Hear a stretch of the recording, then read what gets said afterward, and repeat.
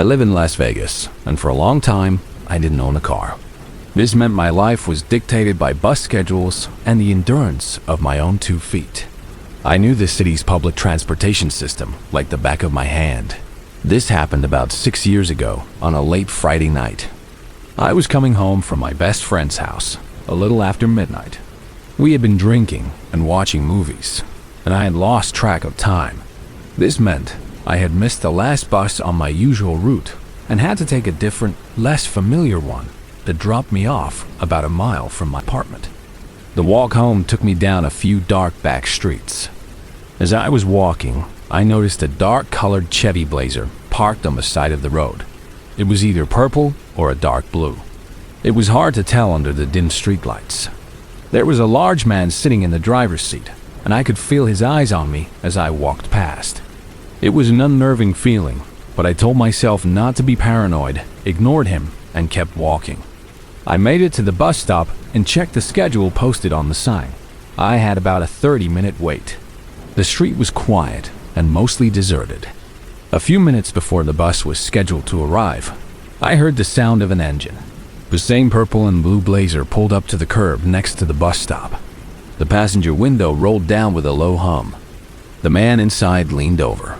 He was a heavy-set Hispanic man, probably in his late 30s or early 40s. What struck me immediately was his outfit. He was wearing what looked like a police or security guard uniform, a khaki shirt, a badge pinned to his chest, and a utility belt with various pouches on it. But something about it seemed off, like a cheap costume. The color of the khaki shirt was too light, and the badge looked like something you could buy at a toy store. He shined a bright, powerful flashlight directly in my eyes, making me flinch and shield my face. "I'm an officer of the law," he announced, his voice carrying an air of false authority. He looked down at his watch with an exaggerated motion. "The bus doesn't come this late," he said, his tone firm, as if stating an undeniable fact. "You need to get in my car. I'll give you a ride." A wave of cold dread washed over me. I knew instantly that something was very, very wrong. I've had real police officers stop me before in bad neighborhoods, usually just to tell me to be careful or ask what I was doing out so late. They had always been professional, and they had always made it clear that they don't give rides to citizens unless it's to the police station. The way this man was talking, the whole setup, the fake-looking uniform, the lie about the bus, made my skin crawl. He wasn't a cop. I got really nervous and started stammering. "No, that's okay, I'm fine," I said, taking a step back from his car. "I don't need a ride. The bus will be here soon." He was insistent, but his tone was losing its authoritative edge and becoming more predatory. "I'm telling you, it's not coming. Get in." Luckily, at that exact moment, I saw the bright headlights of the real bus turning the corner down the street. It pulled up right behind his Blazer, its air brakes hissing loudly. I didn't hesitate. I didn't say another word to him. I just ran. I ran onto the bus, my heart pounding in my chest. As I got on, I looked back at his Blazer, trying to memorize his license plate. But the plate was covered by a piece of dirty cloth that had been tucked around the edges. Next to the covered license plate was a bumper sticker that read, "I brake for animals." I don't know why, but that small, innocuous detail creeped me out more than anything else. It seemed so normal, so wholesome on a vehicle that was clearly being used for something sinister. Nothing else happened that night. I got home safely, shaken but unharmed. But 3 days later, I was watching the local news. There was a story about a man who had been arrested for abducting young men. The report said he would pose as a police officer to lure them into his vehicle, then drive them out to the desert, where he would rape them and leave them for dead. He had been caught cruising for victims in a dark-colored Blazer the day after my encounter. The description of the man and his vehicle matched what I had seen perfectly. I felt sick to my stomach. I am very, very fortunate that I was not his next victim. Thank God for that bus being on time.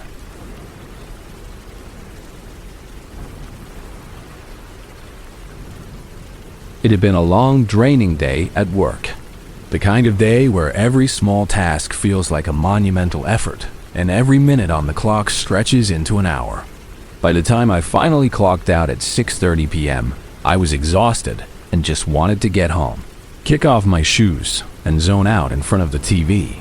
As a small treat to myself, a little reward for surviving the day, I decided to swing by McDonald's for an iced coffee. It was a simple pleasure, but it was exactly what I needed. I pulled my small sedan into the drive-thru line, which was surprisingly short for that time of day. There was only one vehicle in front of me, a big, beefy red truck. It was one of those massive pickups, lifted high off the ground with a cap covering the truck bed. It was so wide and tall that it completely blocked my view of the menu board and the windows ahead. I couldn't see around it, and its tinted windows in high position meant I couldn't get a glimpse of the driver in their side mirrors. I didn't think anything of it. It was just a truck. I put my car in park, turned up the podcast I was listening to on YouTube, and settled in to wait. After a minute or two, the red truck moved forward. It pulled past the first window, where you pay, and went directly to the second window, where you pick up your food. This wasn't unusual. Sometimes, if someone has a large or complicated order, the employees will have them pull forward to keep the line moving while they get it ready. I assumed that was the case and pulled up to the payment window myself. I was just about to roll down my window when I saw the truck's white reverse lights switch on. My first thought was that they had simply overshot the pickup window by a few feet and were correcting their position. It was a big truck, after all, but they didn't just back up a little. They kept coming slowly but steadily in a smooth, deliberate motion. There was no wave of apology out the window, no toot of the horn to signal their intention. They just kept backing up. I quickly put my car in reverse, thankful that there was no one behind me in the line, and started backing up as well to give them space. They didn't stop until they were parked perfectly at the first window, the payment window, right where I was supposed to be. They just sat there. The engine was still running, but nothing else happened. The McDonald's employee, a young woman with a bored expression, looked out the window at me, then at the truck, and then back at me. She shrugged and gave me a confused look, as if to say, "Your guess is as good as mine." A few minutes passed. My initial patience began to curdle into annoyance. It was just plain rude to back up like that, without any communication, effectively cutting me off and blocking the entire line. I started to invent scenarios in my head. Maybe they had been told to go to the second window, but they were the impatient type and had decided to refuse, thinking that by blocking the payment window, they could force the employees to bring their food to them faster. People did all sorts of strange, entitled things in drive-thrus. As I sat there, stewing in my mild irritation, the passenger door of the big red truck opened. An older man got out. He looked to be in his late 60s or early 70s, with gray, thinning hair and a weathered face. He was wearing a pair of dirty khaki overalls over a stained white t-shirt. I assumed he was going to walk over to my car to apologize or offer some kind of explanation for their bizarre maneuver. It would have been awkward, but at least it would have made sense. He didn't. He walked slowly, almost casually, over to my car. He didn't approach the driver's side window, as you would expect. Instead, he came right up to my passenger side door. He turned to face the window head on, his body just a few inches from my car, and then he just stood there. He stared at me through the glass. His expression was completely blank, devoid of any emotion. He didn't smile. He didn't scowl. He didn't look angry or apologetic. He just stared. His eyes were milky and unfocused, and it was one of the most unnerving things I have ever experienced. The silence stretched on. It was probably only 10 or 15 seconds, but it felt like a lifetime. My annoyance had evaporated, replaced by a cold, prickling fear. My mind was racing, trying to make sense of what was happening. Why was he staring at me like that? What did he want? Then he moved. He slowly began to lift his right hand, his gnarled fingers reaching towards my passenger side door handle. The motion was slow and deliberate, as if he had all the time in the world. I reacted on pure instinct. My hand flew to the center console and slammed down on the master lock button. The loud, mechanical thunk of the locks engaging shattered the silent tension. The sound seemed to break whatever spell he was under. The blank expression on his face dissolved into a scowl of pure frustration. Without a single word, he turned around, walked back to the red truck, and climbed back into the passenger seat. The second his door was closed, the truck's engine revved loudly. It sped out of the drive-thru lane, tires squealing on the pavement, and disappeared down the main road. They never got any food. They never paid for anything. They just left. I sat there for a moment, my heart hammering against my ribs. I shakily pulled up to the payment window. The employee looked at me with wide eyes. "What was that all about?" she asked. "I have absolutely no idea," I stammered. I paid for my coffee and drove home, my hands shaking so much I could barely grip the steering wheel. The iced coffee sat untouched in the cup holder. The whole drive, my mind replayed the incident, trying to find a logical explanation. Why did they back up? Why did the man get out and just stare at me? Why was he about to open my car door? Was it a planned carjacking? An attempted abduction? Or just a random act of bizarre intimidation? I will never know the answers, and that's what terrifies me the most. The sheer, inexplicable strangeness of it. The feeling of being randomly targeted by someone for reasons I can't even begin to guess has stayed with me ever since.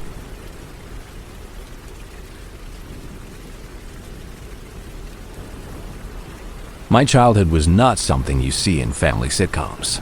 It was a raw, brutal education in survival. While other kids worried about homework, I worried about where my next meal was coming from. I spent countless nights huddled in the corner of a dingy crack house, the air thick with smoke and desperation, watching people trade pieces of their souls for their next high. My father was the orchestrator of this misery. We would spend our days power washing houses, the Florida sun beating down on us, and every dollar we earned would go straight from my hand into his, destined to be burned away on his addiction. I was not his son. I was his tool, a means to an end. I grew up in the worst parts of the ghetto, a place where weakness was a death sentence.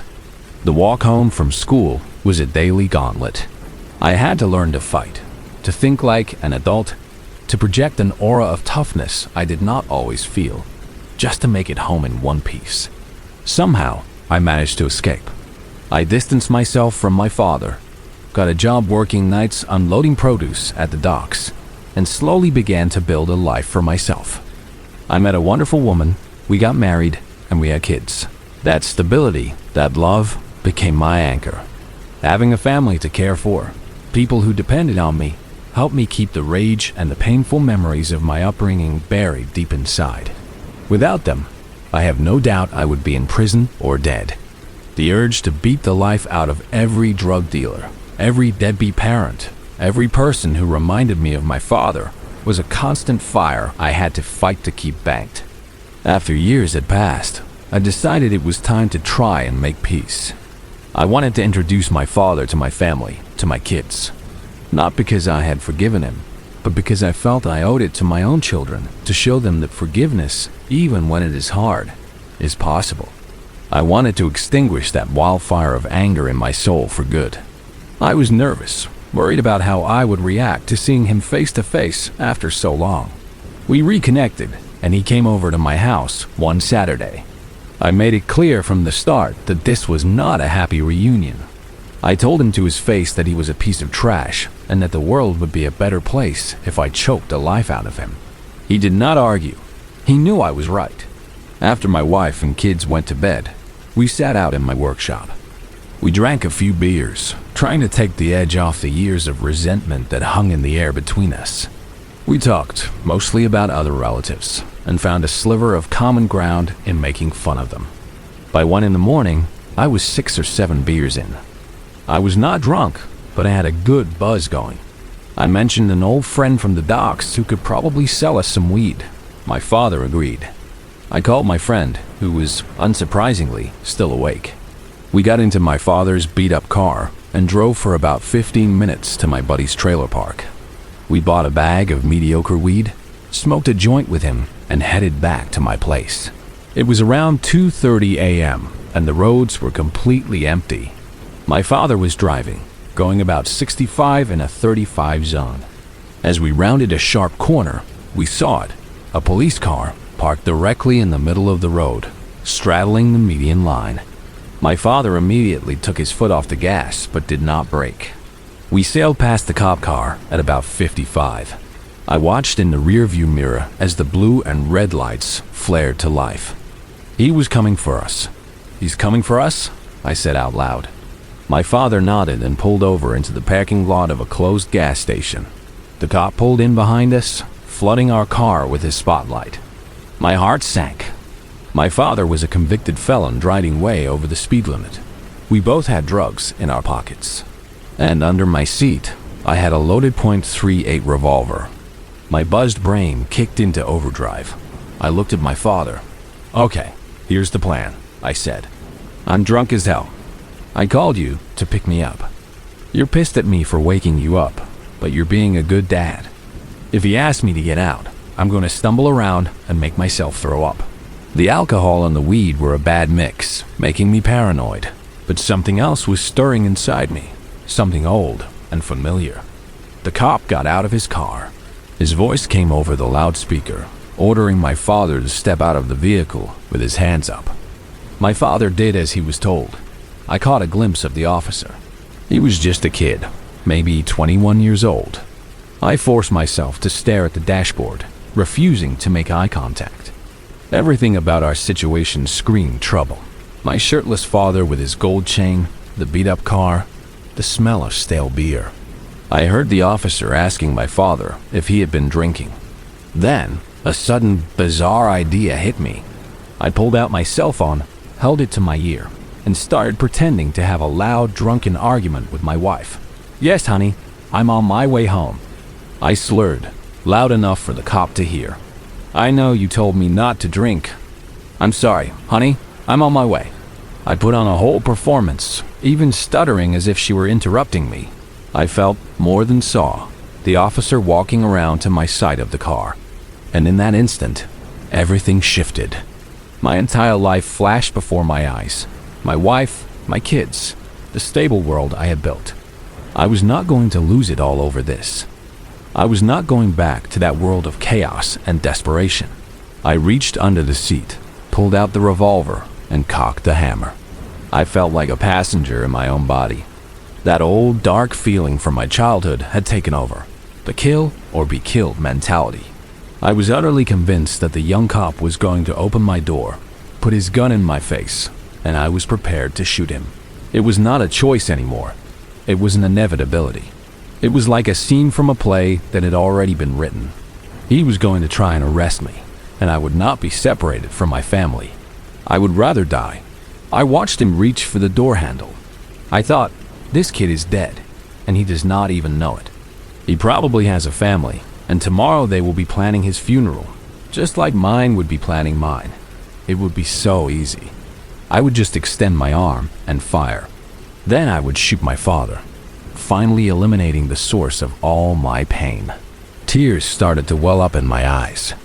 I knew what I was about to do was insane, but I could not stop it. I closed my eyes and waited for the click of the car door opening, but it never came. I opened my eyes. The cop was gone. He was walking back to his car. My father later told me what happened. The officer had reached for my door handle and paused. He stood there for about 10 seconds, just looking at the door. Then he shook his head, lowered his hand, and walked away. He gave my father a ticket for speeding and told him he was a good dad for picking up his drunk son. After my father got back in the car, we drove away in complete silence. About 6 miles down the road, I rolled down my window, pointed the gun at the ground, and emptied all 7 shots into the dirt. The sound made my father swerve. He had not known about the gun. He looked at me, his face pale. "You probably shouldn't carry a gun when you drink," he said. "You and I shouldn't drink together at all," I replied. That night I came terrifyingly close to destroying everything I had built. Being near my father, especially with alcohol involved, brought all the darkness back to the surface. I was ready to kill an innocent man over a bag of cheap weed and a speeding ticket. I believe something stepped in that night, something that made that young officer pause. Call it luck, call it instinct. I call it a miracle. That was 5 years ago. I have not had a drink with my father since. I cannot afford to let that fire burn again.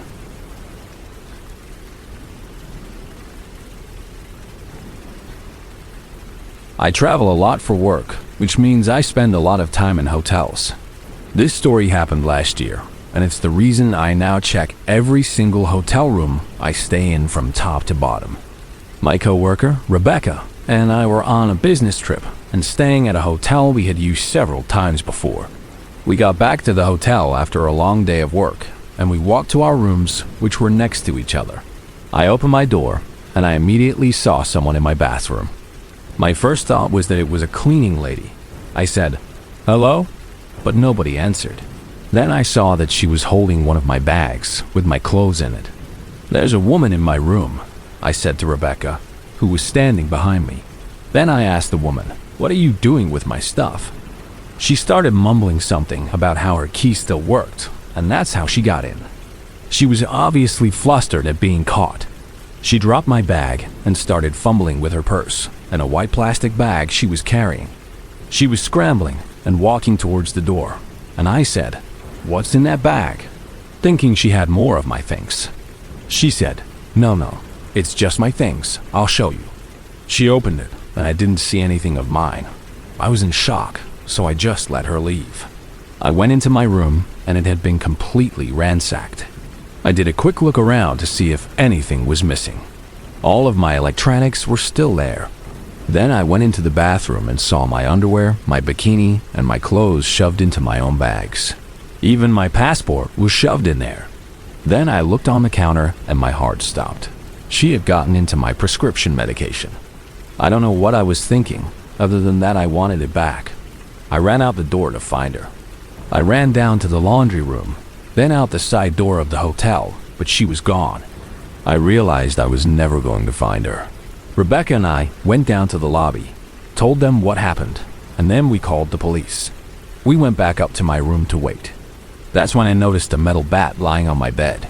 It was one of those small novelty wooden bats you can get at a baseball game, but this one was metal. There was also a flashlight attached to the end of it. She must have left it behind in her hurry.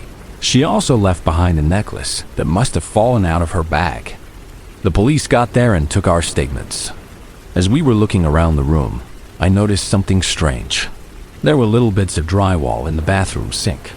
I pointed it out to the cops, but none of us knew where it could have come from. We checked the door and the windows to see if she had pried her way in, but there was no sign of forced entry. We just went with the idea that she had a spare key somehow. After the police left, I sat down to make some phone calls. As I was on the phone, I couldn't stop thinking about the drywall in the sink. It just didn't make sense. I was looking at the drywall, and then I looked up at the large mirror on the wall right above the sink, and then it hit me. I got my coworker, and I asked her to help me pull the mirror off the wall. We took down the mirror, and behind it, there was a hole. It was a hole just big enough for a small person to squeeze through. I went downstairs and told the police, who were still in the parking lot. They came back up, looked in the hole, and found a pillow, blankets, cigarettes, clothes, and a toothbrush. This woman had been living in the wall behind my mirror for God knows how long. She had access to my room and my things at all times. We looked closer and realized the hole connected to other rooms as well. The holes were from a previous renovation, and the hotel had just covered them up with mirrors instead of patching them properly. She could have been going into other people's rooms too. We packed up our things and left that hotel immediately. What's even crazier is that the last time we had stayed at that same hotel, I would randomly smell cigarette smoke in my room. I just assumed someone was smoking in their bathroom, and it was coming through the vents. But no, it was a junkie living in the wall, smoking on the other side of my mirror. I'll never stay in a hotel again without checking behind the mirrors.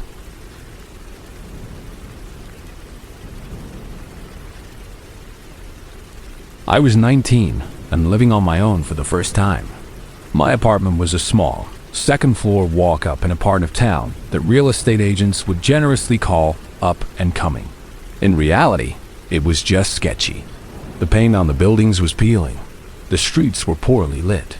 and the nights were often punctuated by the sound of sirens or shouting matches from the pub on the corner. It was all I could afford, and most of the time, I felt safe enough inside my own four walls. It was the world outside my door that made me uneasy, especially after the sun went down. One Tuesday night, around 11, I was hit by a sudden, intense craving for junk food. A greasy burger and salty fries from the McDonald's about a kilometer down the road sounded like the best thing in the world. I debated with myself for a few minutes. It was late, and the walk wasn't exactly pleasant. The main street that connected my apartment to the McDonald's ran alongside a dark, sandy beach.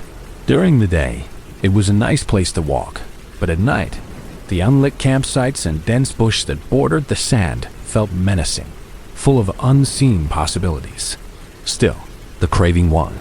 I grabbed my keys and a jacket and headed out. The air outside was cool and damp with sea salt. The street was mostly empty, bathed in the sickly orange glow of the sparse streetlights. As I started walking, I noticed two figures on the other side of the road. They were just silhouettes at first. Two young men, probably around my age, leaning against a wall. I felt a prickle of awareness, the way you do when you feel eyes on you. I glanced over and saw that they were both looking directly at me. I quickly looked away, picked up my pace slightly, and focused on the pavement in front of me. I told myself I was being paranoid. They were just hanging out. A moment later, I heard it. The distinct sound of footsteps on the pavement behind me. It wasn't just the sound that was unnerving. It was the rhythm. It was too perfectly matched to my own for it to be a coincidence. They had crossed the street. I didn't dare look back. I could feel them, a tangible presence just a few yards behind me. Then, one of them started to whistle. It was a tuneless, meandering melody, but it had a mocking quality to it, a casual cruelty. It was a signal. They weren't just walking in the same direction. They were following me, and they wanted me to know it. My heart started to pound against my ribs, a frantic, trapped bird. My casual late-night walk had turned into something else entirely. I was prey. The bright, welcoming golden arches of the McDonald's sign had never looked so beautiful. I practically ran the last 50 feet, pushed open the door, and stepped inside. The blast of warm, greasy air, a welcome shock. I glanced over my shoulder as the door swung shut. They were still there, standing at the corner of the block, partially hidden in the shadows, watching the entrance. They weren't even trying to hide it. My hands were trembling as I ordered my food. I tried to act normal, to make my voice steady, but I could feel the cashier looking at me with concern. I paid and stood off to the side, waiting for my number to be called, my mind racing. I couldn't go back out the front door. They were waiting for me. I looked around frantically and spotted a side door marked with an emergency exit only sign, but I could see it led to a small side street behind the restaurant. It was my only option. When my food was ready, I grabbed the bag and walked calmly towards the bathrooms as if that was my destination. Once I was out of sight of the main counter, I made a sharp turn and pushed open the side door, slipping out into the cool night air. The side street was dark and narrow. I didn't stop to think. I just walked as quickly as I could without breaking into a run. I took a roundabout route, a confusing maze of 3 residential blocks, trying to put as much distance and as many corners between me and them as possible. The streets were quiet and lined with sleeping houses. For a moment, I allowed myself to feel a flicker of hope. Maybe I had lost them. Maybe they had given up and gone home. After about 10 minutes of weaving through the side streets, I decided it was safe to head back towards the main road. I needed to get my bearings to find my way back to my apartment. I turned a corner, stepping out from between 2 houses, and my blood turned to ice. They were there, about 100 feet ahead of me, standing directly under a lone streetlight, right in my path. It was as if they had known exactly where I would emerge. There was no way it was a coincidence. They must have cut through an alley or known the neighborhood better than I did. They were waiting for me. They saw me the same instant I saw them. The casual, slouching postures they'd held disappeared. They stood up straight and started walking towards me. Their pace was deliberate at first, then it quickened. They were closing the distance, and they were doing it fast. My mind went blank with panic. I turned and walked as fast as I could, my legs feeling stiff and clumsy. I didn't run. Some primal instinct told me that if I ran, they would run too, and the chase would be on. They were two. I was one. They would catch me easily. Up ahead, I saw the familiar green and orange glow of a 7-Eleven sign at the next corner. It was my only chance. I kept my fast, determined pace until I reached the corner. The second I turned it, the second I was out of their line of sight, I sprinted. I ran like my life depended on it, my lungs burning, my sneakers slapping against the pavement. I didn't run into the store. I ran behind it, into the dark service alley. I saw a large metal dumpster and a thick, overgrown bush next to it. I squeezed myself into the narrow, filthy space between them, crouching down on the damp ground, trying to make myself as small and invisible as possible. I held my breath, listening. My heart was hammering so loudly, I was sure they would hear it. The air smelled of garbage and damp earth. A few seconds later, I heard their footsteps as they rounded the corner, slowing down. They were looking for me. I could hear them talking in low voices, but I couldn't make out the words. I stayed perfectly still, praying they wouldn't think to look behind the dumpster. It felt like an eternity, but it was probably only a minute or two before their footsteps moved away, continuing down the street. I stayed there, cramped and terrified, for another 25 minutes, just to be sure. My legs ached, and I was shivering, though I wasn't sure if it was from the cold or the fear. When I finally felt it was safe, I crept out of my hiding spot. I decided to take another side street, one I knew ran parallel to the main road, and eventually led to the back of my apartment complex. I moved cautiously, checking over my shoulder every few seconds, my senses on high alert. As I approached the final stretch, the short alley that led to the backpacking lot of my building, I saw them again. My stomach dropped. They were standing under the single flickering lamppost at the entrance to the alley, blocking my way home. They had circled around. They had cut me off. They knew where I lived. I froze, hidden in the shadows of a nearby building. I didn't know what to do. I couldn't go forward, and I was terrified to go back. I slowly, carefully, began to walk backward, one silent step at a time, until I could duck into another side street without them seeing me. I was completely lost now, my sense of direction scrambled by panic. I ended up having to circle my entire block, a long, nerve-wracking journey through unfamiliar back alleys and dark yards. Finally, I found myself approaching my apartment building from the opposite direction, from the back. The only way to get to my door without going back out onto the street was to climb the waist-high wooden fence that enclosed the small, shared backyard. I didn't hesitate. I threw my bag of cold McDonald's over the fence, scrambled over it myself, snagging my jacket on a splinter, and ran to my back door. I fumbled with my keys, my hands shaking uncontrollably before finally getting the door open. I practically fell inside, slamming and locking the deadbolt behind me. I leaned against the door, my body trembling, as I listened for any sound from outside. There was only silence. That night left a deep scar on me. For months afterward, I was terrified to leave my apartment after dark. The feeling of being hunted, of being nothing more than a source of cruel entertainment for two strangers, never really goes away. It changed the way I saw the world, and the way I moved through it.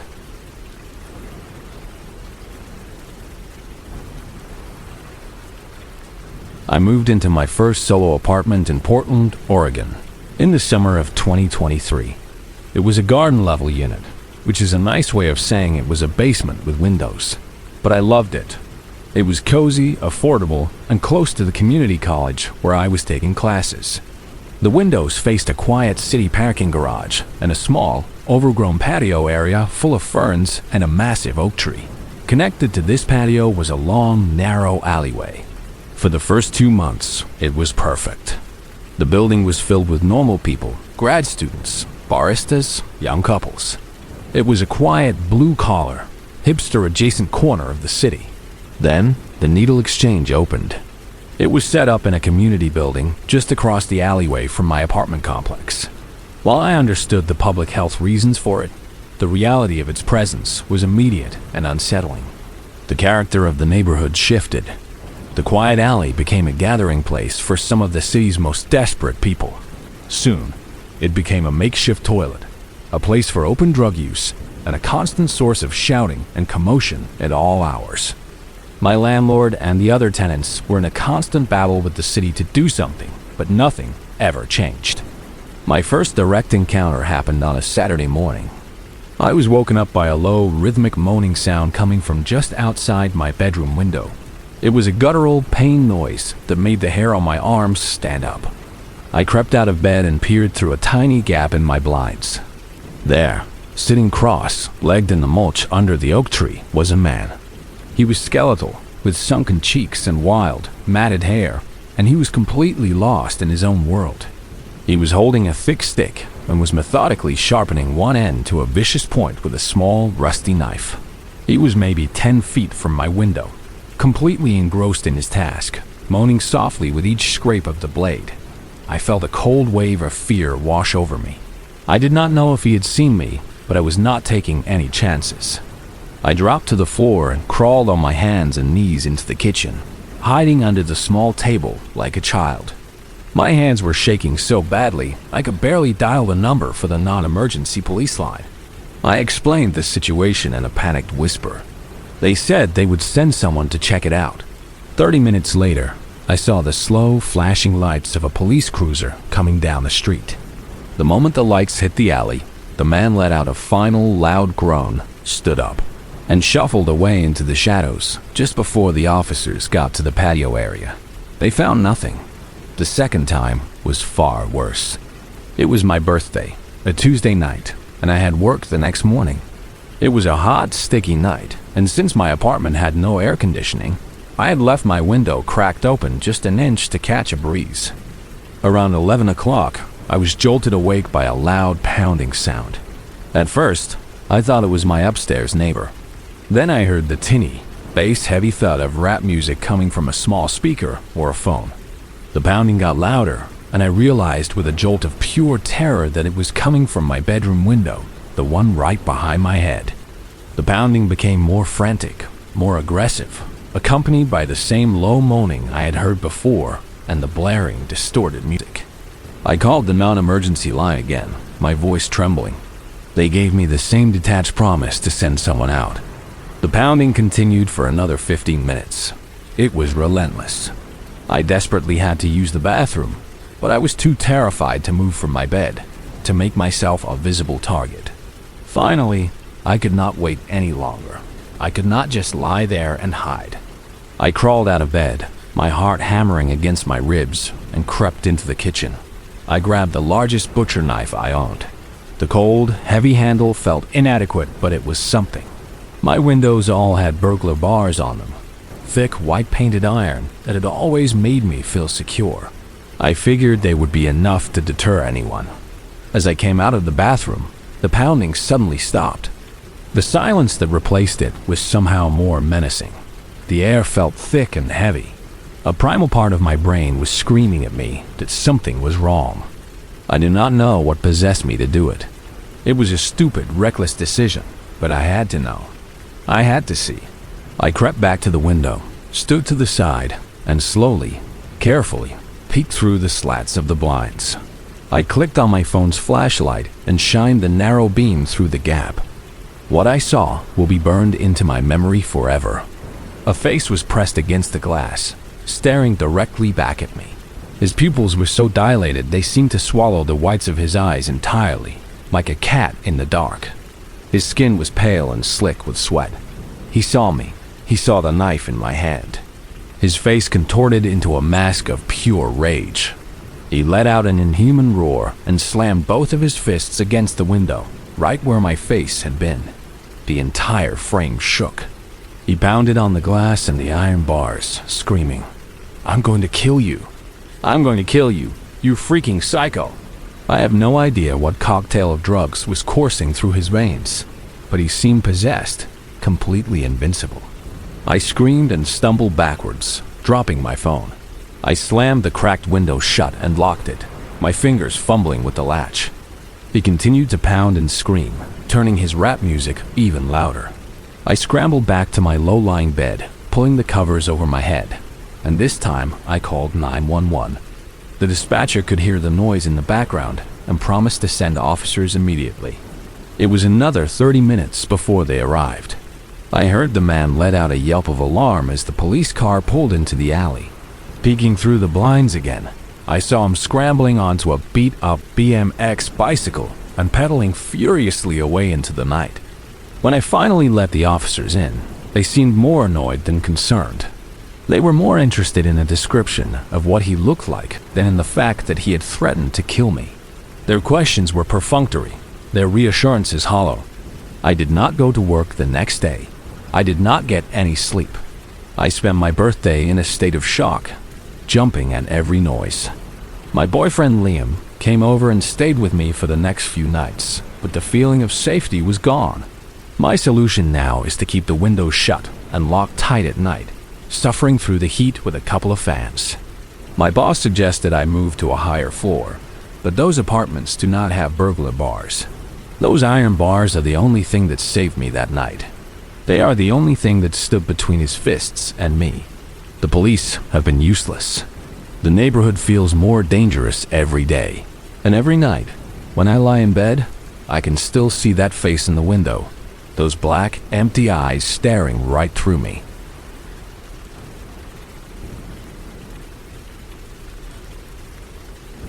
A few years ago, I was working as a traveling salesman, covering a huge territory across the Midwest.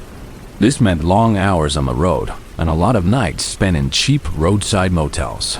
I've seen some pretty grim places, but two experiences in particular stand out as the absolute worst. The first one happened on a long drive through the Florida Panhandle. It was around 2 in the morning, and I was exhausted. I was just looking for any place to pull over and get a few hours of sleep. I saw a faded, flickering sign for a motel off an old highway exit. As I pulled into the parking lot, I got a serious case of the creeps.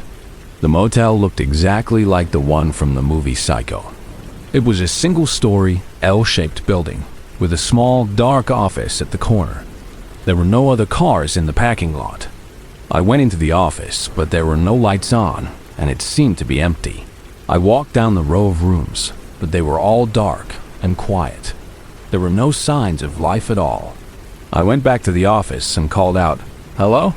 A young guy who had been asleep on a cot behind the front desk slowly got up. He looked dazed. I told him I needed a room. He just waved a hand at the empty parking lot and said, "Pick whichever one you want." They're all unlocked. I picked a room, and it was creepy and outdated. The bathroom was covered in this old brownish-green tile that reminded me of a high school gym locker room. The whole place smelled musty. I was too tired to care. I just wanted to sleep. But as soon as I lay down, I got this overwhelming feeling that I was not alone, that someone was watching me. I couldn't shake it. After about an hour of tossing and turning, I gave up. I went back to the office, woke the kid up again, and told him I was leaving. I asked him how much I owed him. He just shrugged and said, "I don't know. How about $10?" I paid him and got out of there as fast as I could. The second, and much worse, experience was in Dallas. I was there for a big conference, and my company had booked me a room in the hotel where the conference was being held. My flight was delayed, and I ended up getting to the hotel about 5 hours late. Of course, they had given my room away. I was tired and angry, but I was polite but firm. I told them I needed a room in their hotel, no matter what. After a lot of scrambling, the manager came out and asked if I would consider staying in a damaged room that was currently under construction. He said he would give it to me for free. I was so exhausted, I told him, as long as the sheets are clean so I can go to bed, I don't care. That was a big mistake. The room they gave me was literally a crime scene. I found out later that someone had been killed in that room just a few weeks earlier. The case was closed, so there were no legal issues, but the room was a mess. They had primed over the blood stains on the walls and ceiling, but you could still see the dark patches underneath the paint. They hadn't replaced the carpet yet, so they had just taped down a sheet of clear plastic over the massive dark pool of blood on the floor. There were small holes in the walls that had been patched and sanded, but you could still see where they were. They had brought in a completely new bed and a new TV for me, so I was technically comfortable. But man, it was creepy as hell. The worst part was the paint job on the walls. It was so obviously covering up blood splatter. You could see the pattern of it, where the person had been hit, where they had fallen. You could see where they had tried to get up, and where they had finally collapsed. It was a silent, horrifying story painted on the walls. I stayed in that room for one night. The next day, I demanded a new room, and they gave me one without any argument. I will never forget the feeling of trying to sleep in that room, knowing the terrible thing that had happened right where I was lying.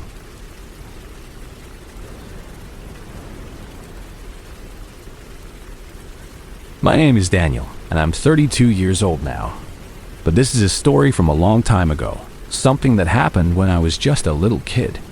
I can't remember if I was 6, 7, or 8, but the memory itself is as clear and sharp as if it happened last night. To this day, it's the most terrifying thing I've ever experienced. At the time, my family lived in a mobile home in a rural part of West Virginia. It was a long, narrow trailer with my parents' bedroom at one end and my room at the complete opposite end. In between was a long, dark hallway. It was very late one night, probably around 3 in the morning. The whole trailer was silent and everyone was asleep.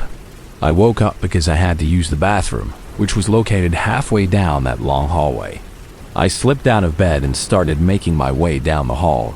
It was pitch black. My parents always turned off all the lights to save electricity, and there were no windows in the hallway to let in any moonlight. I was too short to reach the main light switch in the bathroom, so I just stepped into the doorway, expecting to feel my way to the toilet in the dark. But when I stepped into the doorway, I froze. I wasn't alone. In the total darkness of the small bathroom, I saw 2 glowing red eyes staring back at me. They weren't like animal eyes that reflect light. These eyes were producing their own light, a dull blood red glow.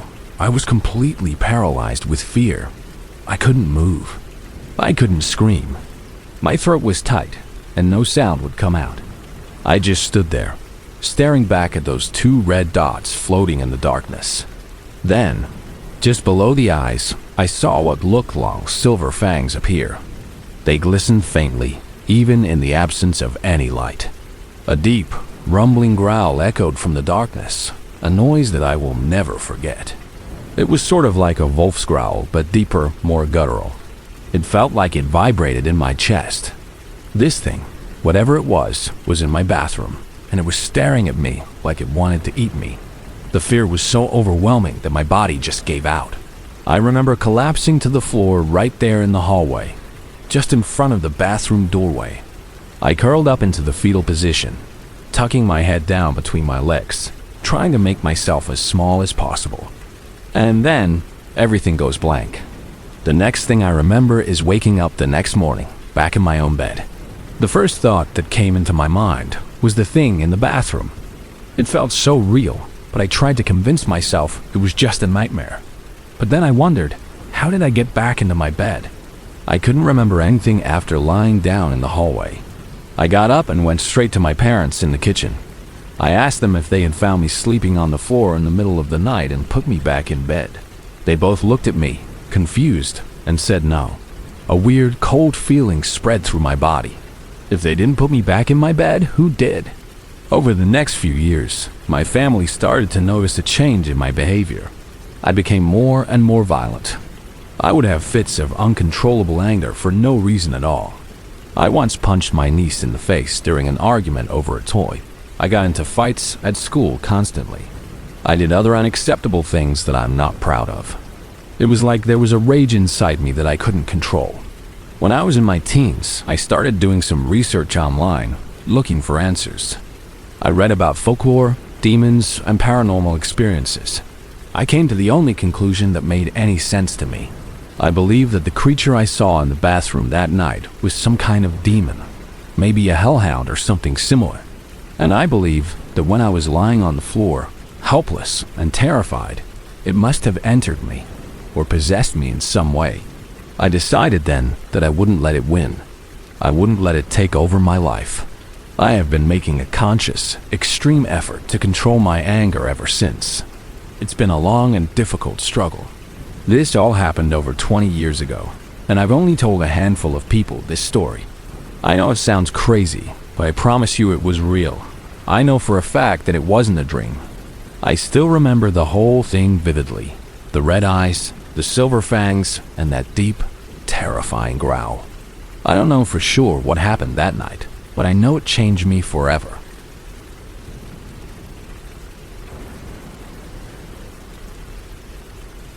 I was 16 when I got my first job at McDonald's.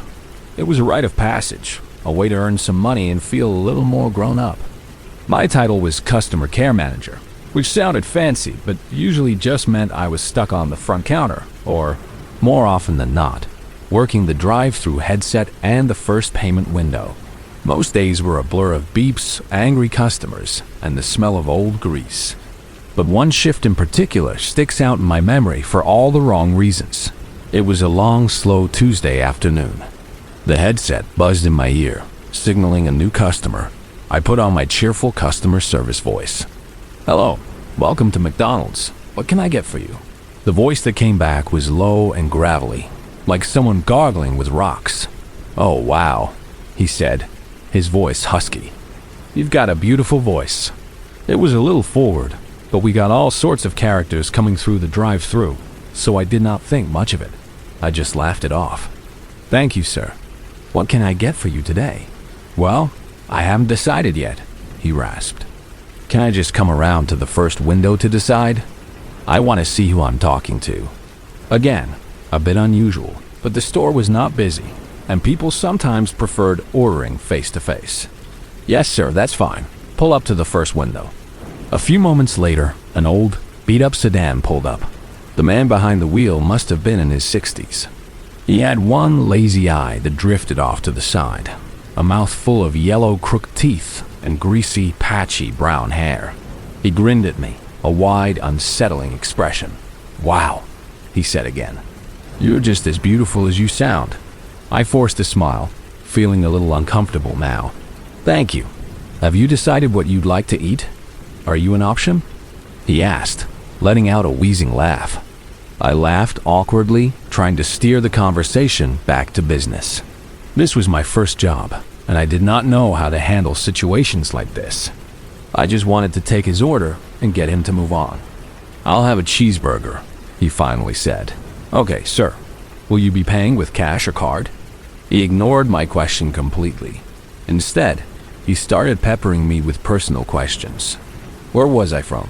How old was I? I gave vague answers, my discomfort growing with each question. Then he leaned a little closer to the window, his grin widening. "What time do you finish work?" he asked. A jolt of alarm went through me. 7:30, I lied. It was the first time that popped into my head. I actually finished at 10, but I was not about to tell him that. "Why?" I asked. "You know, I can meet you if you want," he said, winking his good eye at me. "I can pick you up outside. We can go somewhere." His words hung in the air, making my skin crawl. The image of getting into a car with this man, of going somewhere with him, was horrifying.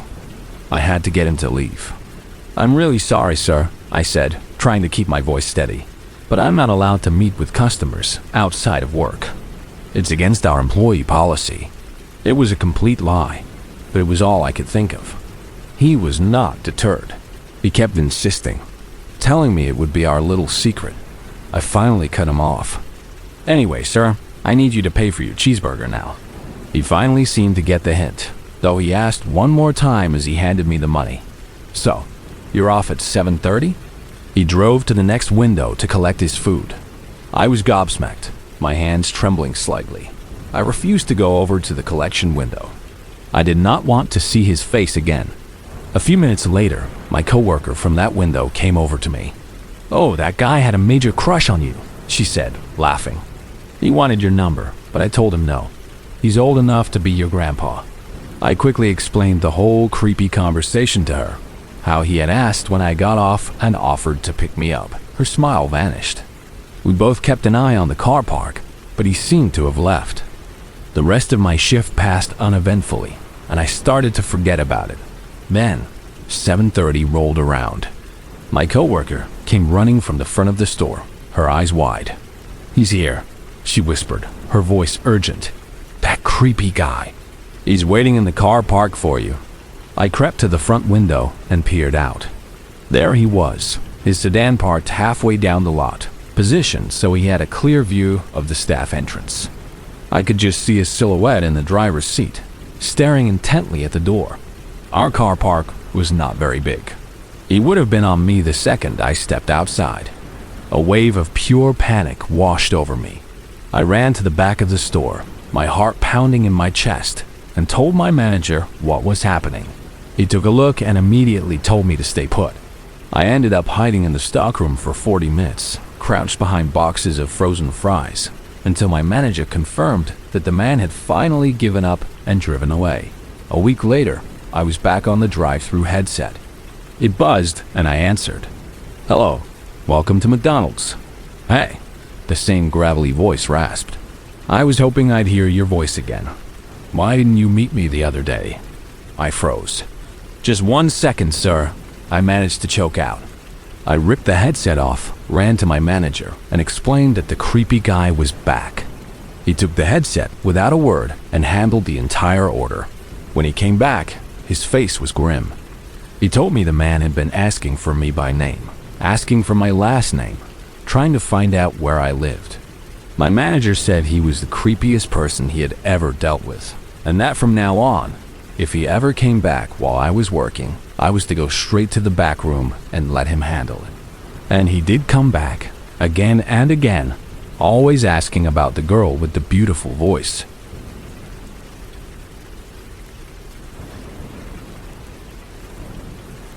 My boyfriend, who's now my husband, our close friend, and I decided to take a trip to Las Vegas. We were from the East Coast and had never been west of the Mississippi. We were determined to soak in every bit of the Vegas experience. Friends who had been before all told us the same thing. You have to check out Old Vegas on Fremont Street. It's got this awesome vintage vibe and a cool light show. So, on one of our last nights, we decided to go. We were used to the non-stop energy of the Strip, where everything is bright, busy, and feels relatively safe, even late at night. We assumed Fremont Street would be the same. We were very, very wrong. We arrived around 1 May. We were driving a white convertible rental car, feeling like we were in a movie. My friend and I were dressed up in cocktail dresses and heels, and my boyfriend was wearing dress pants and a nice button-down shirt. The moment we turned off the main highway and into the downtown area, we realized we had made a mistake. We stuck out like sore thumbs. The area was much darker and grittier than we had imagined. The streets were mostly deserted, except for a few sketchy-looking individuals who seemed to be wandering aimlessly. I saw one man walking down the street, systematically and casually trying the door handle of every single parked car he passed. A chill went down my spine. "I don't feel safe here," I told my boyfriend. "We shouldn't park on the street." We found a casino parking garage that looked marginally safer and pulled in. As we walked through the casino itself to get to the street, I felt a wave of unease. The casino floor was almost exclusively filled with men, and none of them looked like tourists on vacation. They all seemed to be locals, and they all stopped what they were doing to stare at us as we walked by. My friend and I clutched our purses a little tighter, feeling incredibly exposed and out of place. We finally made it out to the main Fremont Street area. The famous overhead light show that our friends had raved about wasn't on. The street was dimly lit, and the atmosphere was tense. A few homeless people approached us, asking for money more aggressively than we were used to. We quickly decided to duck into one of the more well-lit casinos to escape the creepy vibe of the street. My boyfriend had heard you could find $2 blackjack tables in Old Vegas, a welcome change from the expensive tables on the Strip. I was just happy to be inside, surrounded by security guards and cameras. We found a cheap blackjack table and sat down, hoping to relax and have some fun. Almost instantly, we attracted the attention of a strange man. He was a big guy, taller and heavier than my boyfriend, and there was something off about him. He moved with a kind of jerky energy, and his eyes were constantly darting around. He tried to strike up a conversation with my friend and me, but nothing he said made any sense. He would mumble a weird, disjointed sentence, give us an awkward, insincere compliment, and then just stand there, staring at us with a blank expression. We tried to be polite but disengaged, giving short answers and turning our attention back to our cards. We hoped he would take the hint. He didn't. After a few minutes, we decided to cash out our chips and move to another table, hoping to lose him in the crowd. He followed us. He stood uncomfortably close behind my friend and me, continuing to mumble things we couldn't understand. The only thing I remember him saying clearly was that his uncle owned the casino, which was almost certainly a lie. He just kept repeating it. This went on for what felt like an eternity. We would move from table to table, and every time, he would follow. His behavior started to get more aggressive. At each new table, he would walk up and stand awkwardly close to my boyfriend, crossing his arms over his large chest and trying to stare him down, as if challenging him. We did 2 full laps of the casino floor like this, with this strange, silent man trailing us like a shadow. Our attempts to have a fun night had turned into a stressful game of trying to shake off a persistent and unpredictable creep. Finally, we spotted a security guard standing near the entrance. My boyfriend flagged him down and quietly explained what was happening. That a man had been following and harassing us for the last half hour. As the guard turned to approach our stalker, we didn't wait to see what would happen. We booked it out of the casino, ran through the now even emptier parking garage to our car, and drove back to the familiar, comforting lights of the Strip as fast as we legally could. We never went back to Old Vegas, and the cool, classic vibe our friends had described was replaced in our minds with a feeling of dread and vulnerability.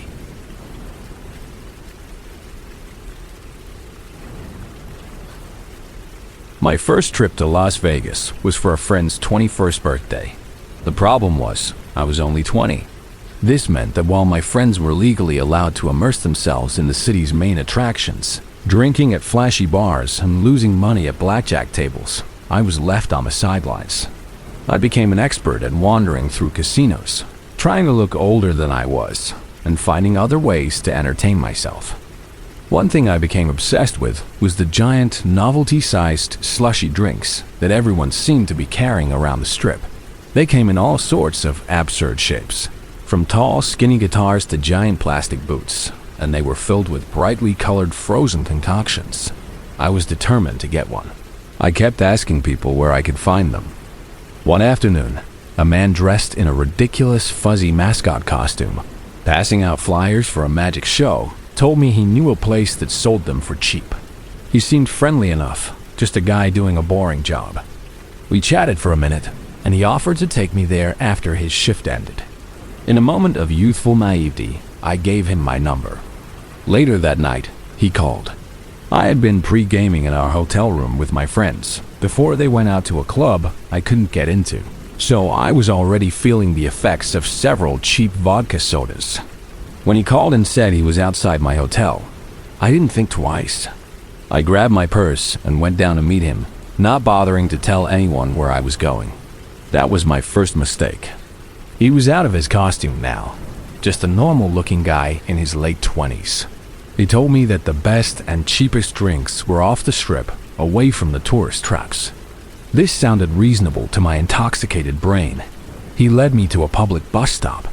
This should have been a red flag, but I was caught up in the adventure of it all. We got on a double-decker bus, and he led me up to the top deck. The bus ride was long, much longer than I had anticipated. As we traveled further and further away from the glittering, hyper-illuminated Strip, my drunken buzz started to wear off, replaced by a growing sense of unease. The landscape outside the window changed from opulent casinos to pawn shops, then to liquor stores, and finally to dark, empty lots and boarded-up buildings. When we finally got off the bus, we were in a part of town that felt completely deserted. The streetlights were few and far between, and there was an eerie silence that was a stark contrast to the constant hum of the Strip. He pointed to a low, windowless building across the street. "That's the bar," he said. I looked at it. There were no lights on inside. There was no music, no neon sign, no indication that it was a place of business at all. It looked abandoned. The red flags that had been waving gently in the back of my mind were now screaming at me. I was in a horrible, deeply dangerous situation. I was alone, miles from my hotel, in an unfamiliar and desolate part of town, with a man I had just met. My heart started to pound in my chest. Then I got a lucky break. "I need to take a piss," he said, gesturing vaguely towards the side of the abandoned building. "Wait here, I'll be right back." The second he disappeared around the corner of the building and was out of my sight, I ran. I didn't think, I just bolted. I sprinted as fast as I could back towards the bus stop, my cheap sandals slapping against the cracked pavement. As I got closer, I saw, to my immense relief, the headlights of the same double-decker bus just about to pull away from the curb. I waved my arms frantically and ran into the street, and the driver mercifully stopped and opened the doors. I scrambled on, paid my fare with trembling hands, and ran up the stairs to the top deck, my heart pounding with a mixture of fear and relief. I sank into a seat at the very back, trying to catch my breath. I thought I was safe. A moment later, I heard footsteps on the stairs. I looked up, and my heart dropped into my stomach. It was him. He was coming up the stairs, looking directly at me. He walked down the aisle and sat down in the seat right next to me, trapping me against the window. A creepy, knowing smile spread across his face. "What happened?" he asked, his voice calm and casual. "Why do you leave?" My mind raced for an excuse. I felt sick, I stammered. And my friends called. They were worried about me. I needed to get back. It was a weak lie, but thankfully, at that exact moment, my phone actually rang. It was my friends, calling to see what I was up to. Their voices, frantic and annoyed, had never sounded so sweet. "Where the hell are you?" my friend asked. As I started to explain my location, reading the names of the cross streets from the signs outside the bus window, the man next to me stood up. He didn't say another word. He walked to the front of the bus and got off at the very next stop. As the bus pulled away from the curb, he stood on the sidewalk under a flickering streetlight, staring at me through the window until the bus turned a corner and he was gone. I stayed on that bus all the way back to the Strip, shaking the entire time. I never did get my giant slushy drink, and I learned a valuable lesson that night about naivety, strangers, and the hidden darkness that lies just beyond the bright lights of Las Vegas.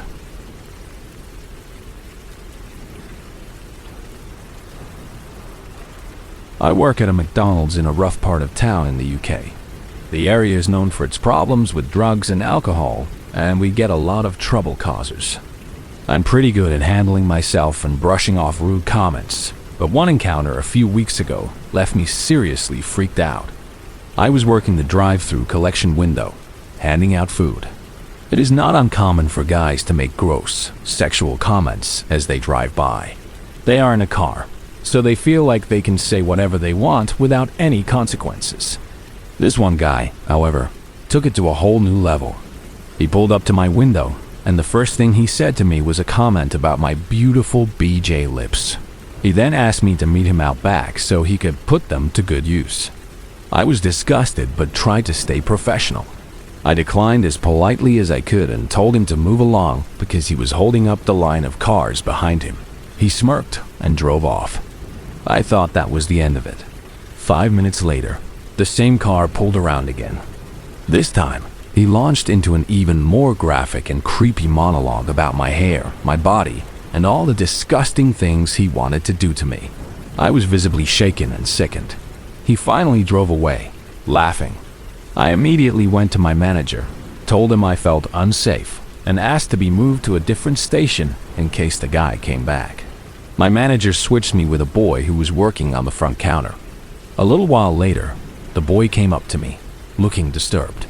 The creepy guy had come back through the drive-thru a third time.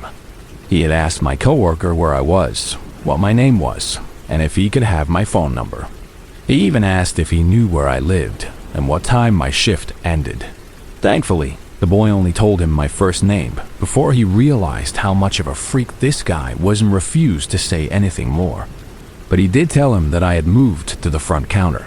That is when the story takes a terrifying turn. The man parked his car and came inside the restaurant. He walked directly up to the register where I was now stationed. He leaned in close and started making the same vile remarks about what he wanted to do to me if he ever got his hands on me. He would not stop. A few other customers in line noticed how upset I was getting and told him to back off. He ignored them. I tried to walk away, to retreat to the back of the store, but as I turned, he tried to jump over the counter. He was trying to get to me. My managers and a few of my male coworkers rushed forward and grabbed him, stopping him from getting any closer. But that did not stop him from fighting back, thrashing and clawing at them with long, dirty fingernails, still trying to reach me.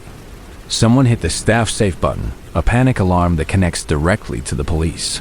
Because our location is in such a rough area, police patrols are frequent, and they arrived within minutes. They detained the man, and when they searched him, they found several knives hidden on his body, army knives, pocket knives, and even a small kitchen knife. As they were dragging him out of the store, he was still screaming my name. He screamed that he was going to wait outside for me every single day, that we belonged together, and a stream of other mad, incoherent ramblings. My manager sent me home in a taxi that night. I have never seen that man or his car again, and I thank my lucky stars for that every single day. The thought of what might have happened if he had managed to get over that counter still gives me nightmares.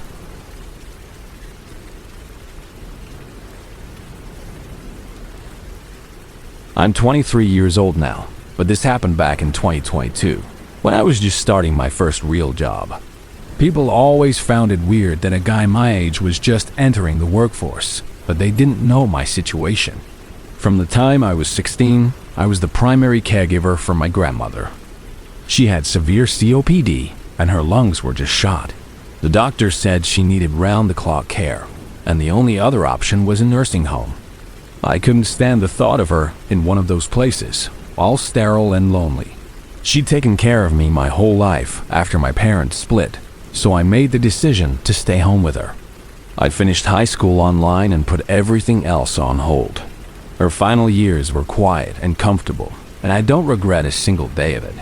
After she passed away, the house felt empty and the bills started piling up. It was time for me to finally get a job.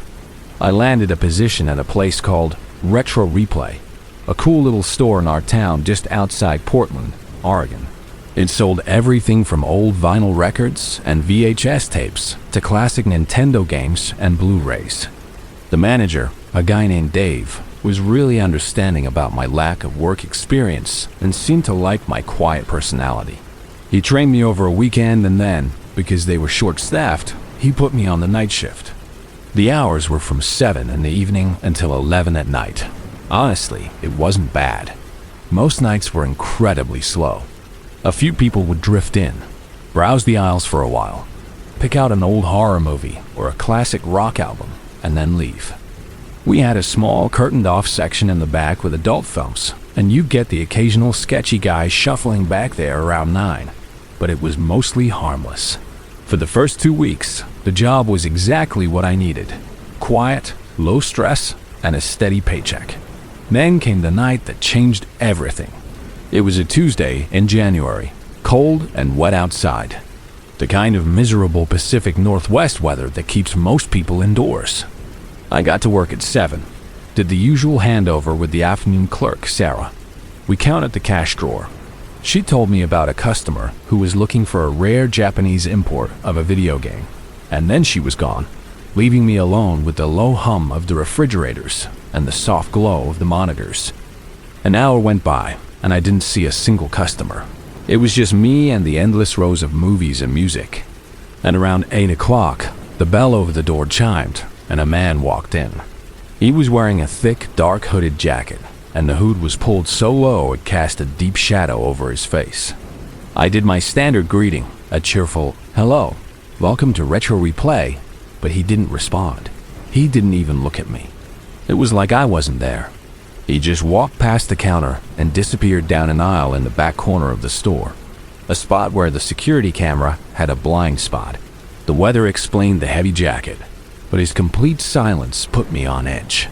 From my spot behind the counter, I could just barely see him moving around. After a few minutes, he moved into the main part of the store and took his hood down. I got a clear look at him then, and a cold feeling washed over me. He was probably in his late 30s, with hair cut very short and a jagged scar that ran from the corner of his eye down his cheek. His neck was covered in faded tattoos, tangled lines of ink that disappeared into his collar. He caught me looking at him, and his eyes locked onto mine. There was no emotion in them, just a flat, hard stare that made my skin crawl. It felt hostile, personal even. I quickly looked down at my computer screen, pretending to be busy organizing inventory, but I could feel his eyes still on me. My heart was starting to beat a little faster. Eventually, he started walking toward the front counter. I felt a small bit of relief. I just wanted to ring him up and get him out of the store. The feeling of being alone with him was becoming unbearable. He walked right up to the counter and slammed the DVD case down. It was an old action movie. Nothing special. He didn't say anything, just stood there, staring at me. His face was completely blank, but his eyes were filled with a kind of quiet rage. He looked like he hated me, and I had no idea why. The silence stretched on, and it felt heavy and dangerous. I cleared my throat, my voice shaking a little when I spoke. "Is there something wrong, sir?" My voice sounded weak and unsteady, like a scared kid's. He just looked at me for what felt like a full minute. Then he leaned forward, and I could smell him. It was a sour mix of weed, cheap booze, and unbrushed teeth. "I want to rent this movie," he said, his voice a low growl. "But I need you to do something for me first." I just wanted him gone. My mind was racing, trying to remember the store's protocol for hostile customers. Dave had a panic button installed under the counter. I just needed a reason to press it. "What would that be, sir?" I asked, trying to keep my voice even. He looked me up and down one more time, a slow, predatory assessment. Then he leaned in even closer and spoke again. "I want you to give me all the money you have in that register." As he said it, he slammed the black handgun onto the counter. The barrel pointed right at my chest. My entire body froze. I couldn't move. I couldn't breathe. My heart was pounding so hard, I could hear it in my ears. Sweat started rolling down my face. I didn't raise my hands or make any sudden movements. I just stared at the gun, then back at his face. Words caught in my throat, but I managed to choke them out. "Take it," I whispered. "Take all of it. It's in the drawer right there. You can get it. I won't do anything." He gave me a nasty smile, showing yellow, crooked teeth. He slowly walked around the side of the counter. I took a step back, giving him space as he pulled open the cash drawer and started stuffing bills into his jacket pockets. Now, I'm not a fool. I knew that working a night shift alone came with risks. I'd heard stories. That's why I always carried a large pocket knife with me. It was heavy in my left pocket, a comforting weight. As he was focused on the cash, I slowly slid my hand into my pocket. My fingers closed around the handle of the knife, and I gripped it so tightly my knuckles turned white. When he was done, he turned back to me, the gun still in his hand. He pointed it at me again. I knew he wasn't going to just leave. I had seen his face, his scar, his tattoos. He wouldn't leave a witness. I thought about my grandmother, about how this was my first job. I was going to die on the sticky floor of a video store. "You know you're not getting out of here tonight, right?" he said slowly. "This is where you die." Hearing those words, it was like a switch flipped in my brain. It was him or me. I had one chance. As he took a step closer, I acted. I flicked the knife open with my thumb and lunged forward. I put all my weight behind it and drove the blade into his side, just under his ribs. He let out a loud scream, a sound of shock and pain. I twisted the knife and then kicked him hard in the leg. He stumbled and fell to the floor, dropping the gun. I didn't wait to see what happened next. I ran. I bolted out the front door and across the icy parking lot, slipping and nearly falling. I fumbled with my keys, my hand shaking so bad I could barely get the key in the ignition. I started the car and glanced back at the store. I could see him through the glass, trying to pull himself up off the floor. I slammed the car into drive and sped out of there, tires screeching on the wet pavement. In my rearview mirror, I saw him stumble out the door, standing there in the rain, watching me drive away. Once I was a few miles away, I pulled over and called the police. By the time they got to the store, he was long gone. There was a pool of blood behind the counter, and my knife was on the floor beside it. The police took my statement, had a sketch artist work with me, and then sent me home. About a week later, they called. A neighbor had seen a man matching the description lurking around the back of the store a few nights later and called it in. They had him in custody. They told me I didn't have to worry anymore. I still work at Retro Replay. Dave gave me the option to switch to day shifts, which I took immediately. Everyone at work calls me a hero, but I don't feel like one. I just feel scared. I still have nightmares about it. I keep wondering why he came back. Was he looking for revenge? Was he coming back to finish the job? I'll never know for sure, and that's what scares me the most.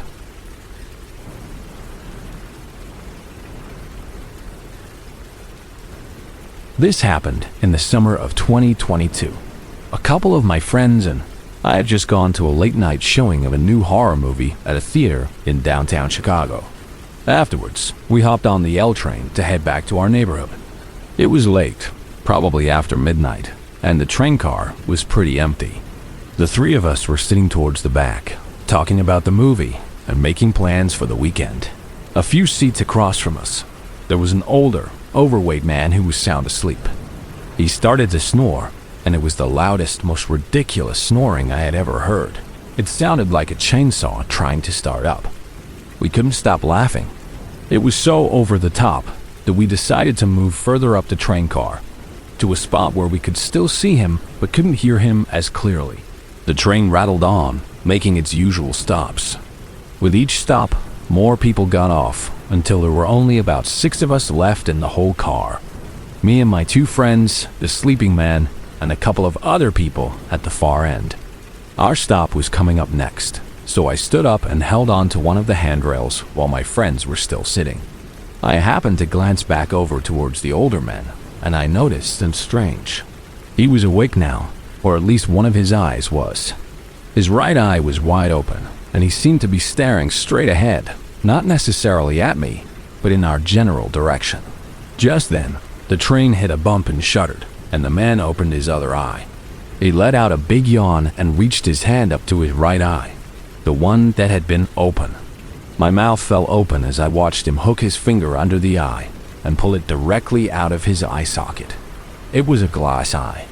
My friend saw the look on my face and then glanced over at the man. He let out a whisper, "Dude, really? Right here on the subway?" The glass eye was weird enough, but what happened next almost made me throw up. The old man held the glass eye in one hand, and then he stuck the forefinger of his other hand into the empty, wet-looking eye socket. He poked around in there for a good 10 seconds, his face completely calm, as if this was the most normal thing in the world to be doing on a public train. Then he pulled his finger out. Now, I was a good distance away from him, but I swear I saw something small and white and wiggling between his thumb and forefinger. It looked like a maggot. Before I could even fully process what I was seeing, the man popped the little white thing right into his mouth and swallowed it. Both of my friends leaped to their feet. One of them exclaimed, "Oh, hell no." We immediately walked as far down the train as we could, putting as much distance between us and that man as possible. When the train doors opened at our stop, we practically ran off the platform and out of the station. I don't even remember the rest of the walk home. I was in a complete daze, just replaying that image in my head over and over again. An old man pulling a maggot out of his empty eye socket and eating it. I kept trying to convince myself that I had seen it wrong, that it couldn't have been what it looked like. In the days that followed, I tried to rationalize it. Maybe the whole thing was some kind of elaborate prank, like a hidden camera show. Maybe the maggot was really just a grain of rice or something. But it seemed like an odd thing to do on a nearly empty train late at night. It's not like he was trying to get our attention before he did it. He was just quietly going about his business. I've spent hours scouring YouTube, looking for prank videos, half hoping to find footage of that night so I could finally put my mind at ease. But so far, nothing. Maybe it's still too soon. I really want to find that video so I can reassure myself that what I saw wasn't real. But whether it was a prank or not, one thing is for sure. To the old man on the train with the glass eye, let's never, ever meet again.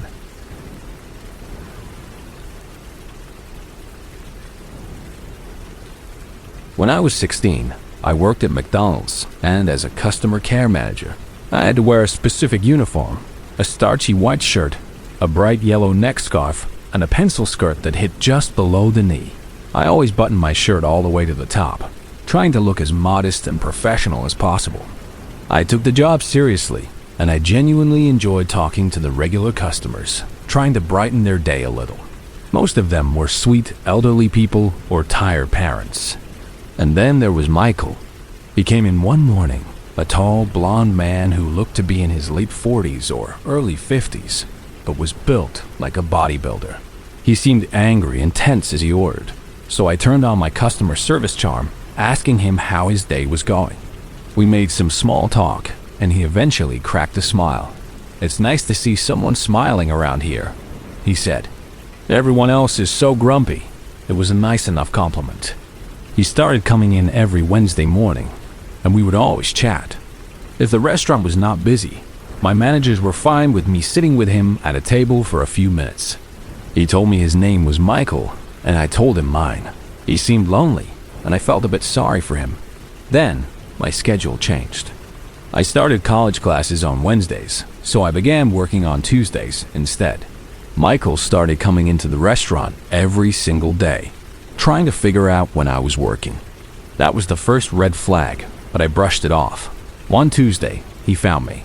He asked why I was not there the previous Wednesday, saying he had missed our chats. He developed a strange habit. If there was a line, and I was not at the first available register, he would let other people go in front of him, waiting until he could come to my till. It was odd, but I just thought he was a creature of habit. This is where things started to get weird. One day, we were sitting at a table, and he decided to really open up to me. He told me he was going through a messy divorce. He started giving me graphic details, telling me about a recent fight where he had punched his teenage son. He was a big guy, and the image was disturbing. He then admitted he had slapped his wife during the same argument. He was telling me, a 16-year-old girl he barely knew, all about his domestic violence issues. He complained about how he was living in the basement of the house he owned while his wife and son lived upstairs. He said if things did not change, he was going to hit her again. He then started asking me for advice. I was completely out of my depth. "Wow, everything happens for a reason, I suppose," I mumbled, just wanting the conversation to end. I tried to get up, telling him I had to get back to work, but he asked me to sit back down. I had already been sitting with him for nearly half an hour, which was pushing it even with my lenient managers. I insisted I had to go, and he finally let me. A few days later, a new unrelated annoyance at work became a source of deep discomfort. The pump for the sweet and sour sauce ran out. Changing it was a nightmare. The dispenser was located right opposite the table where Michael always sat. It involved wresting a heavy bag of sauce out of a holder, fiddling with a tiny, frustrating connector, and then hoisting the whole thing back into place. The whole time I was bent over, struggling with the sauce bag, I could feel his eyes burning into my back. Every time I glanced over, he was staring at me with a strange, intense smile on his face. It made me feel incredibly self-conscious and exposed. He came back a few more times, and each time he got more personal, more inappropriate. He told me he thought I was a pretty young girl, and that we should meet up for coffee sometime. I politely declined. Then he said, "Can I ask you something personal?" "It depends what it is," I said cautiously. "Are you a virgin?" I was stunned. "I'm not answering that." "What size are your boobs?" "I have a boyfriend," I blurted out, "and I'm not comfortable answering these kinds of questions." "Do you love your boyfriend?" "Would you leave him for me?" "My boyfriend is actually working behind the counter right now," I lied, desperate to shut him down. and I don't think he'd be very happy with you asking me these things." He finally backed off. As he was leaving, he said, "Well, I won't be coming back here for a while. So can I have your number?" "No," I said firmly. I don't think my boyfriend would be happy with that either. After he left, I went to the back room to calm down. I was shaking. An older man, a customer, had just asked me, a teenager, about my virginity and my bra size. He knew how old I was. I had told him before. The next morning, I woke up to a nightmare. I had a message on WhatsApp, a message on Facebook, a friend request on Facebook, and a follow request on Instagram. It was all from him. I have no idea how he found me. He must have asked one of my coworkers for my last name or my number. The messages were vile. He said he had been looking at my profile pictures. Then he sent another message, describing in graphic detail how much he enjoyed watching my butt while I was bent over and crawling on the floor, fixing the sauce bags, and listed all the things he wanted to do to me. I felt sick. I immediately blocked him on every platform. But it did not completely stop. For months afterward, I would occasionally get messages from new accounts he had created, wishing me a Merry Christmas or a Happy New Year. Luckily, I moved away for college shortly after that, and I have not heard from him since. But I will never forget Michael, and the way a seemingly lonely, friendly customer can turn into a predator right before your eyes.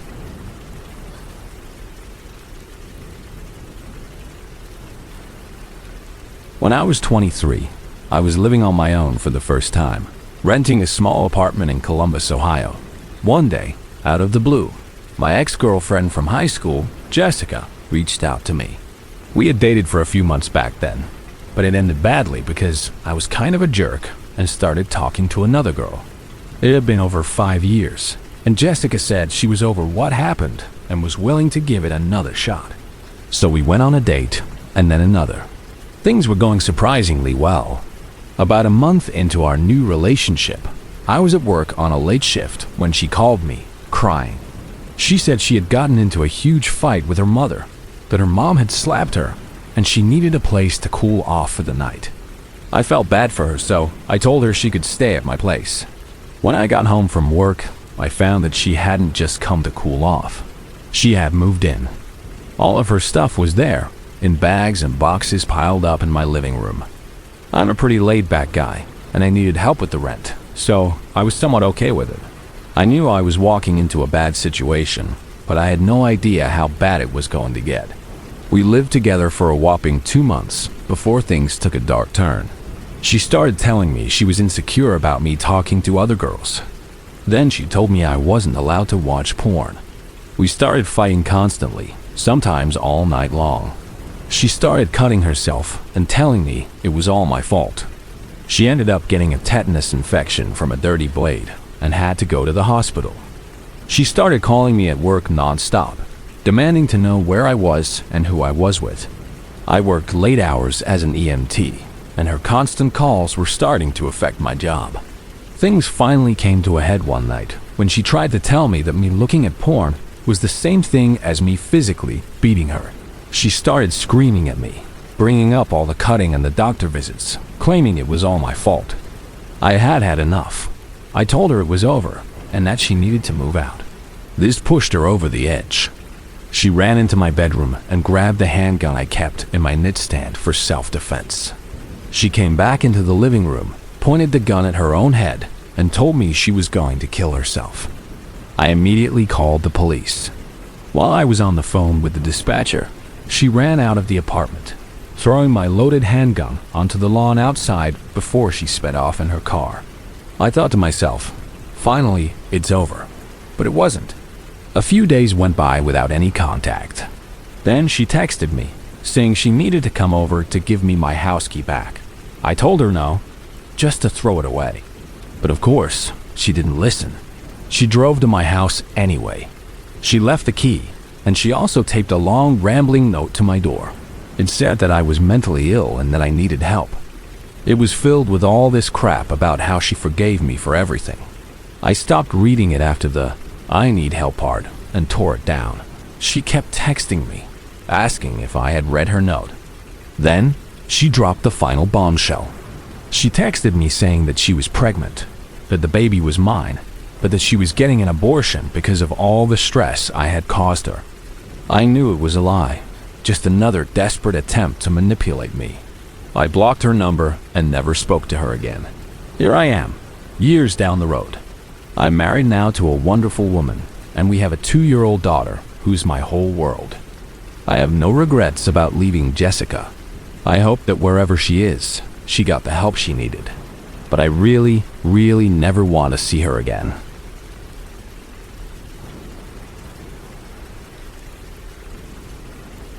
I was 17 when this happened, back in 2023. I'm 80 now, and I'm still nervous about driving alone at night. I live in a suburban area just outside of Austin, Texas, where some of the back roads get really dark after the sun goes down. I drive an old 2002 Honda Civic. My dad and I had just replaced the engine, but it was still slow to accelerate and felt a little shaky at high speeds. It wasn't the kind of car you'd want to be in if you needed to get away from something fast. This particular evening, I was on my way to the gym. It was about a 15-minute drive from my house, and I had to take this one road that had a weird intersection. 2 lanes of traffic would go through a light and then immediately have to merge into one. It was always a mess during rush hour, but at night, it was usually pretty empty. As I was waiting at the red light, I noticed a vehicle next to me in the left lane. It was a big purple Jeep Wrangler, lifted way up high on massive tires.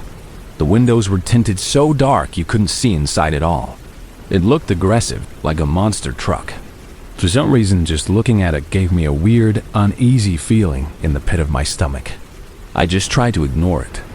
The light turned green, and I started to move forward. I put on my blinker to signal that I needed to merge into the left lane. I tried to speed up, but my old Honda took its time. The person in the purple Jeep wasn't having it. Instead of letting me in, he sped up to block me. It was a stupid, aggressive move. I had 2 choices. Either slam on my brakes and get rear-ended by the car behind me, or cut him off. I chose to cut him off. I swerved in front of him, and he immediately laid on his horn and flashed his high beams, blinding me through my rearview mirror. Annoyed and a little shaken, I flipped him off. I know, it wasn't the smartest thing to do, but I was just so irritated. It's not that hard to let someone merge. A few seconds later, that uneasy feeling from before came back, but this time it was 10 times stronger. I had a gut feeling that he was following me. At first, I tried to tell myself I was just being paranoid, but he stayed right behind me. He wasn't tailgating, but he was there, a constant presence in my mirror. I made a right turn onto a smaller street that led towards my gym. He made the same turn. Then I made a left. He made a left. My heart started to pound. This wasn't a coincidence. He was definitely following me. I'm a 17-year-old girl. I'm barely 5 feet tall, and I was all alone on a dark back road. Panic started to set in. My hands were shaking so hard, I could barely grip the steering wheel. I grabbed my phone and dialed 911. By the time the operator answered, I was crying. I tried to explain what was happening between sobs, telling her what my car looked like, what the Jeep looked like, and which road I was on. The operator was calm and tried to keep me calm, telling me to keep driving and not to lead him to my house.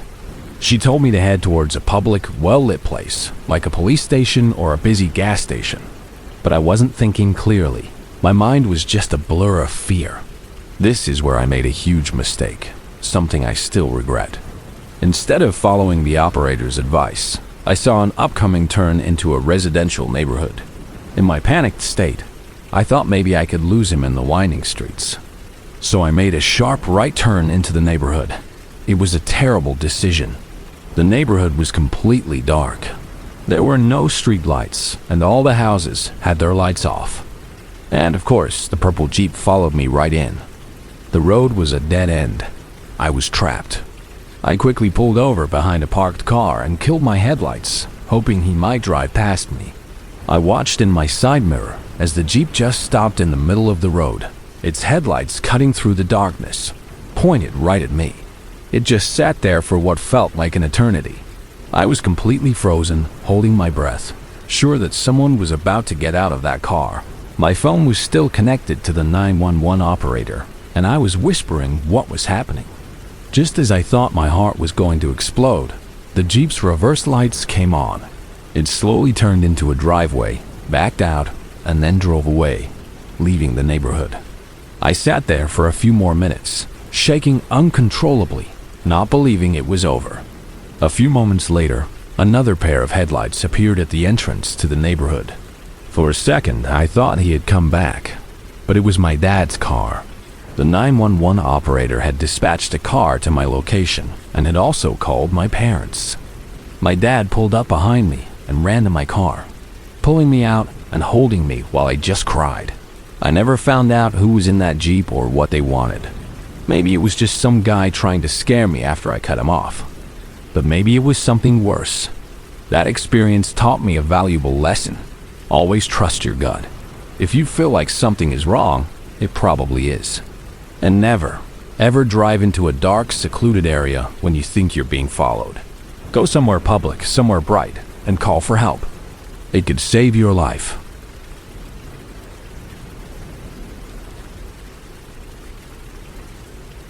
I've always been interested in things that can't be explained. But there's one experience from my childhood that stands out, something that my sister and I still talk about with a shiver. This happened around 2016 when I was in 8th grade and my sister Sophia was in 6th. Our family was going through a tough time financially, so we had moved in with my dad's parents for a while. Their house was in a rural part of New Mexico, an old single-story home surrounded by miles of dry, open land. The house itself had a history. My grandma used to tell us stories about it. She said that when my dad was a boy, the house was haunted. She would hear footsteps walking down the long central hallway at night, stopping right outside her bedroom door. My dad even remembered seeing a shadowy figure standing in the corner of his room when he was a kid. My grandma always said that the activity stopped after her own father passed away, but I was never so sure. The night it happened, our cousin Maria was visiting. We were all sitting in the living room, and she decided to tell us a scary story. She told us the story of La Llorona, the weeping woman. It's a famous local legend about a woman who drowned her children and now wanders by rivers and streams at night, crying and searching for them. We had heard the story 100 times before, but Maria told it with such intensity that it felt new and terrifying.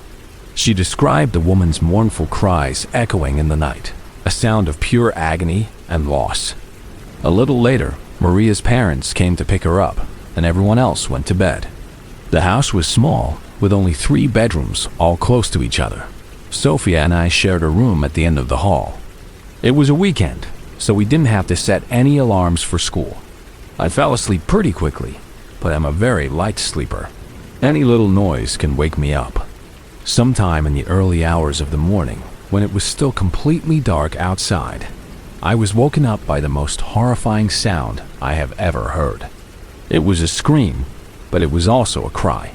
It was incredibly loud, filled with so much pain and despair that it felt like it was vibrating through my entire body. It was a woman's voice, and it sounded like she was being torn apart from the inside. My first thought was that something had happened to my mom or my grandma. But as soon as I sat up in bed, I was shocked to see my sister Sophia do the exact same thing. She reached over and flipped on the lamp on our nightstand, and we just stared at each other, our eyes wide with fear. This was the truly strange part. Sophia is the deepest sleeper I know. She could sleep through a thunderstorm, a fire alarm, anything. There was no way a normal sound should have woken her up. I threw off my blanket, thinking maybe our dog had gotten hurt, but he was sleeping peacefully in his bed in the corner of the room. Sophia and I looked at each other again, and we both whispered at the same time, "Did you hear that?" We were completely freaked out. We tiptoed out of our room and down the hallway. We checked on our parents. They were fast asleep, my dad snoring softly. We peeked into our grandparents' room. They were asleep too. The house was completely silent again. There was no way anyone could have slept through that scream. It was so loud, it should have shaken the whole house. We went back to our room and sat on our beds, talking in hushed whispers. We both agreed on 2 things. First, The scream sounded like it was coming from right inside our heads, not from outside or from another room. It was a sound we felt as much as we heard. Second, it wasn't a normal human scream. It was something else, something filled with an ancient, unbearable sadness. We never found an explanation for what we heard that night. It's been almost 10 years, and we still bring it up sometimes. The memory is still so clear. I can still hear that scream perfectly in my mind, and it gives me chills every time. We know it wasn't a dream, because we both experienced the exact same thing at the exact same time. We've wondered if our cousin's story about La Llorona had something to do with it. Maybe telling the story in that old house stirred something up. Or maybe it was just a coincidence. I don't know what it was. All I know is that for a single, terrifying moment, my sister and I heard the sound of pure, undiluted sorrow, and it's something I will never forget.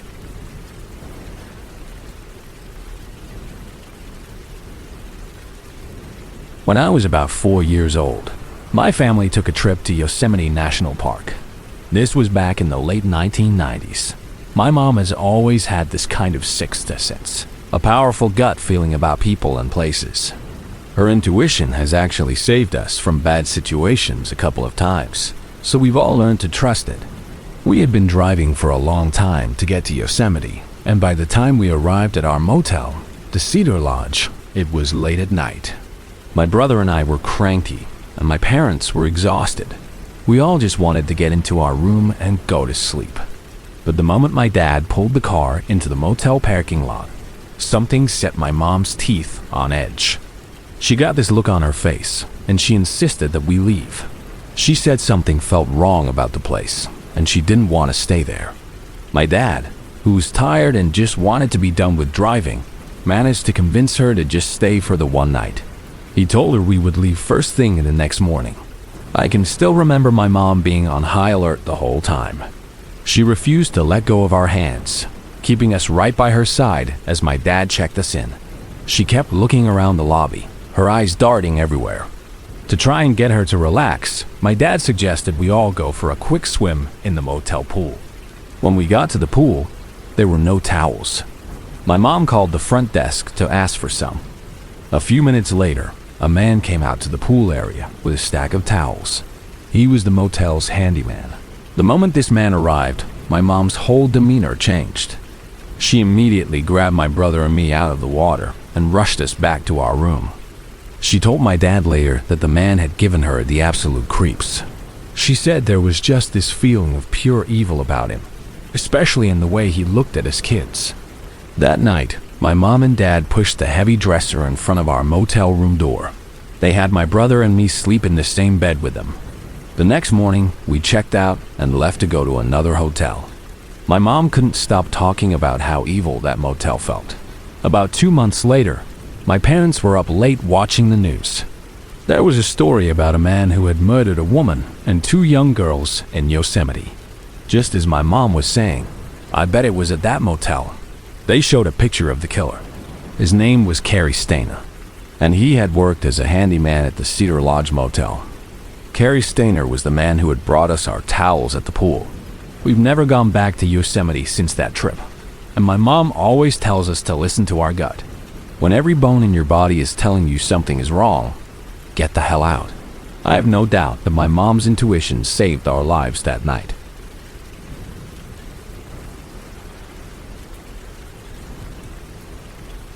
When I was 12, my life was anything but normal. My grandparents had a job that required them to travel all across the United States in a large 18-wheeler truck. That year, for reasons that are still a bit blurry, I was traveling with them. My education consisted of homeschooling workbooks, spread out on the passenger seat of the truck cab or on the cheap tables of roadside diners. We lived out of a succession of budget hotels and ate most of our meals at truck stops. This particular story happened during a 5-night stop in Las Vegas. It was the middle of a scorching summer, and the temperature hovered over 100 degrees every day. To save money, we were staying in a cheap, rundown hotel a little ways off the strip. Its main, and perhaps only, selling point was that it had a swimming pool. That pool became our sanctuary from the oppressive desert heat. We spent most of our afternoons there. One afternoon, my grandparents and I were all down by the pool. My grandfather was reading a newspaper in a lounge chair. My grandmother was floating on her back in the water, and I was laid out on a towel in my bikini, trying to get a tan and reading a book. An older woman, probably in her 40s, approached my grandfather and me. She had a kind face, but she looked deeply concerned. She leaned down and spoke in a low, urgent voice. "Excuse me," she said. "Is there another member of your family, maybe a man, still up in your hotel room?" My grandfather looked up from his paper, confused. "No," he said. "It's just the three of us. My wife is right there in the pool." The woman's face went pale. "Oh," she said, her voice dropping to a whisper. I don't want to alarm you, but I've been sitting over there for a while, and I've noticed a man. He's in his underwear, at his window, and he's been taking pictures of her," she said, nodding her head towards me. "And he's touching himself." My grandfather and I both whipped our heads around to look at the block of hotel rooms that faced the pool. And to my absolute horror, I saw him. On the second floor, a skinny, disheveled-looking man with greasy hair was standing in his window. He was only wearing a pair of dingy white briefs. He had a small camera with a large lens held up to his eye, and it was pointed directly at me. Even from that distance, I could see the satisfied, leering smile on his face behind the camera, and I could see the rapid, unmistakable movement of his other arm. He saw us looking at him. His smile vanished. He quickly dropped the camera and ducked away from the window, disappearing from sight. My grandfather shot to his feet, his face red with fury. He immediately charged inside the hotel lobby to find the manager and demand to know which room the man was in. But by the time my grandfather and the hotel manager got up to the second floor, he was gone. The room was empty. He must have grabbed his things and fled the moment he knew he'd been caught. It's been many years since this happened, but the image of that man in the window is burned into my memory. I am still profoundly creeped out by the idea of what he was doing with those pictures of my 12-year-old body. I often think about that kind woman by the pool. If she hadn't noticed him, if she hadn't had the courage to come over and warn us, he would have continued to watch me, to photograph me, for who knows how long. It was a disgusting violation, and a chilling lesson about the unseen eyes that can be watching when you least expect it.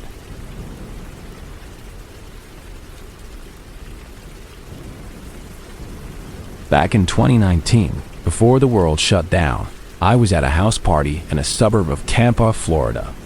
It was a week before Christmas, and my buddy Jacob was throwing a big bash at his place. I was out on his back patio, enjoying my first drink of the night and relaxing on a dusty old outdoor couch. The party was in full swing.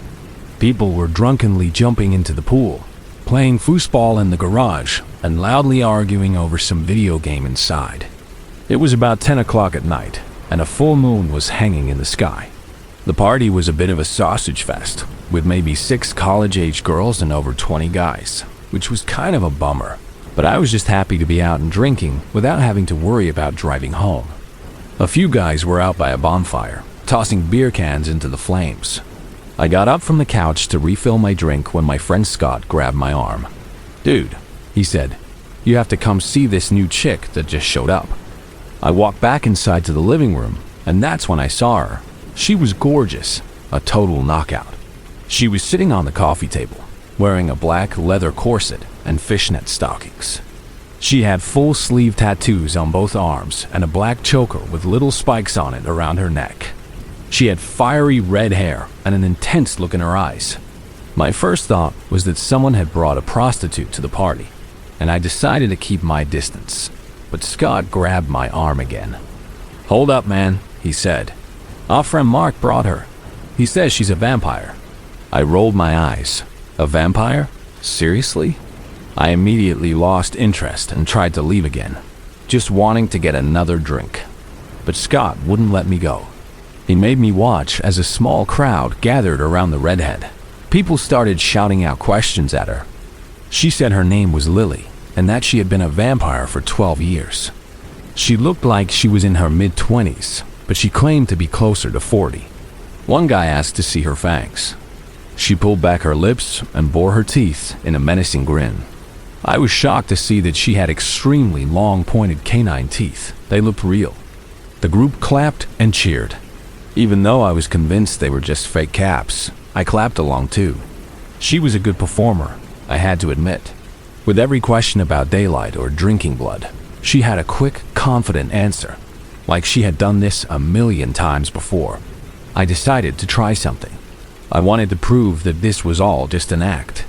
In my back pocket, I had a keychain with a small, sterling silver St. Christopher medal on it.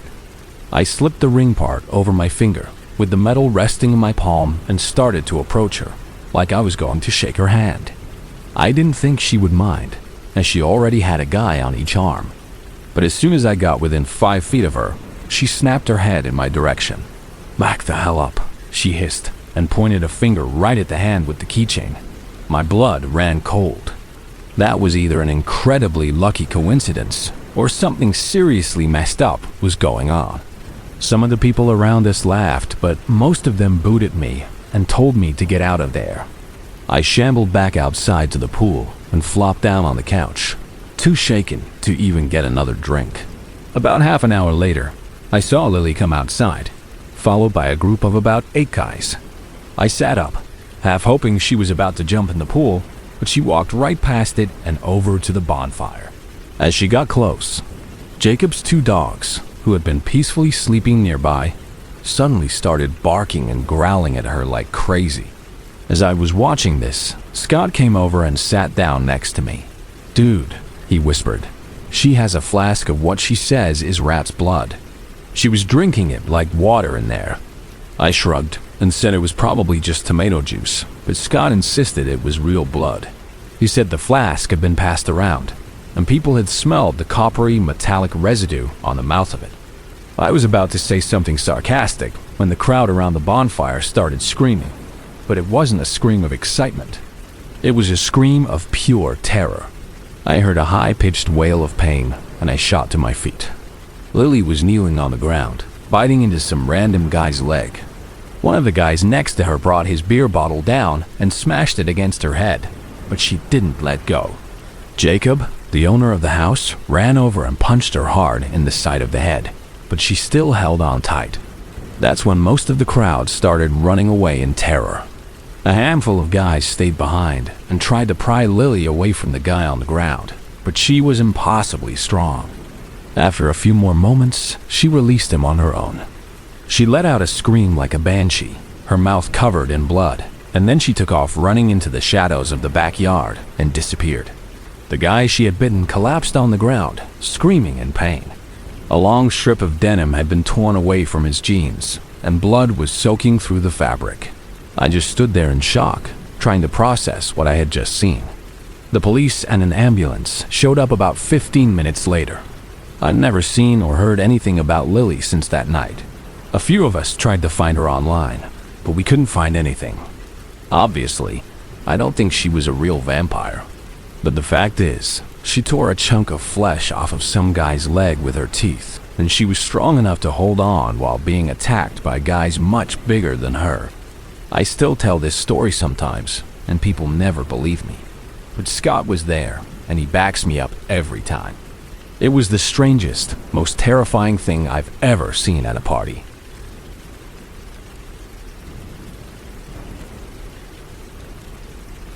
It was just after 10 o'clock on a Thursday night, and the day had been relentlessly long. My daughter had been fussy, work had been stressful, and I was running on fumes. As a small pick-me-up, I decided to treat us to a late-night McDonald's run. My daughter loved the fries, and I was craving a quarter-pounder. It was a simple, easy pleasure. In my lap, my little Yorkshire Terrier, Obi, was perched contentedly. He was a tiny dog with a massive personality, and he loved car rides more than anything. We pulled into the drive-thru, the familiar, brightly lit menu board a comforting sight. I rolled down my window to place our order. The air was cool and still. I started, leaning towards the speaker box. "Can I get a number 3 with a Coke and a..." I never finished my sentence. Suddenly, a figure darted out from the dark space beside the main building. A man, He ran directly in front of my car, planting his feet on the pavement just a few feet from my front bumper, forcing me to slam on my brakes. My first reaction was a jolt of adrenaline and anger, but my anger quickly turned to confusion and then to a creeping sense of dread. The man wasn't just standing there. He was moving in a bizarre, theatrical way. He began taking exaggerated, slow-motion stops towards the driver's side of my car, like a villain from a cheap slasher movie. His movements were jerky and unnatural.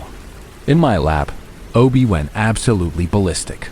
He's usually a friendly, happy-go-lucky dog, quick to greet anyone with a furiously wagging tail. But this was different.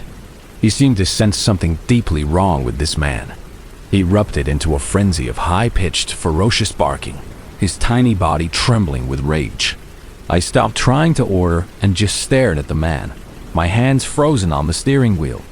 He continued his slow, menacing march, his eyes wide and unfocused. But he wasn't looking at me. His gaze was locked on Obi, who was now scrabbling at the open window, trying to get at him. Then, the man did something that I will never forget. He stopped stomping, leaned forward, and started to bark. It wasn't a playful yip or a silly imitation. It was a deep, guttural, threatening sound that seemed to come from somewhere deep in his chest. It was the sound of a large, angry dog, a sound that was utterly incongruous coming from a human being. He was barking at my tiny 5-pound Yorkie. A bizarre, surreal standoff ensued. The strange man stood in the drive-thru lane, barking aggressively, and my tiny dog barked back with equal fury from my lap. My daughter in the back seat, who was too young to understand the potential danger, started to giggle, thinking it was some kind of strange game. For a split second, a wave of pure, primal rage washed over me. This idiot was scaring my child and terrifying my dog. An insane thought flashed through my mind. Just gun it. Just step on the gas and run this lunatic down. He's standing between me and my quarter-pounder. Of course, it was a fleeting, irrational thought born of fear and anger. I would never have actually done it. But the fact that the thought even entered my head was a measure of how unsettling the situation was. As suddenly as it began, it was over. The man stopped barking. He stood up straight, spun around without another sound, and ran off into the darkness the same way he had come. The entire encounter couldn't have lasted more than 30 seconds, but it left me shaky and jittery. The drive-thru speaker crackled to life. "Ma'am, are you still there? Can I take your order?" I managed to stammer out my order, my voice trembling slightly. We got our food and drove home in silence, except for my daughter's occasional giggles as she recounted the story of the silly barking man. She thought it was hilarious. I did not. I kept glancing in my rearview mirror, half expecting to see him running down the street after us. I still don't know what to make of it. Was he on drugs? Was he having a severe mental health crisis? Or was it just some bizarre, twisted prank? Maybe he thought it was a joke, a funny bit of street theater. But from my perspective, sitting in my car late at night with my child in the back, there was nothing funny about a strange, unpredictable man acting like a rabid animal. It was a terrifying reminder that the line between harmless eccentricity and genuine danger can be terrifyingly thin.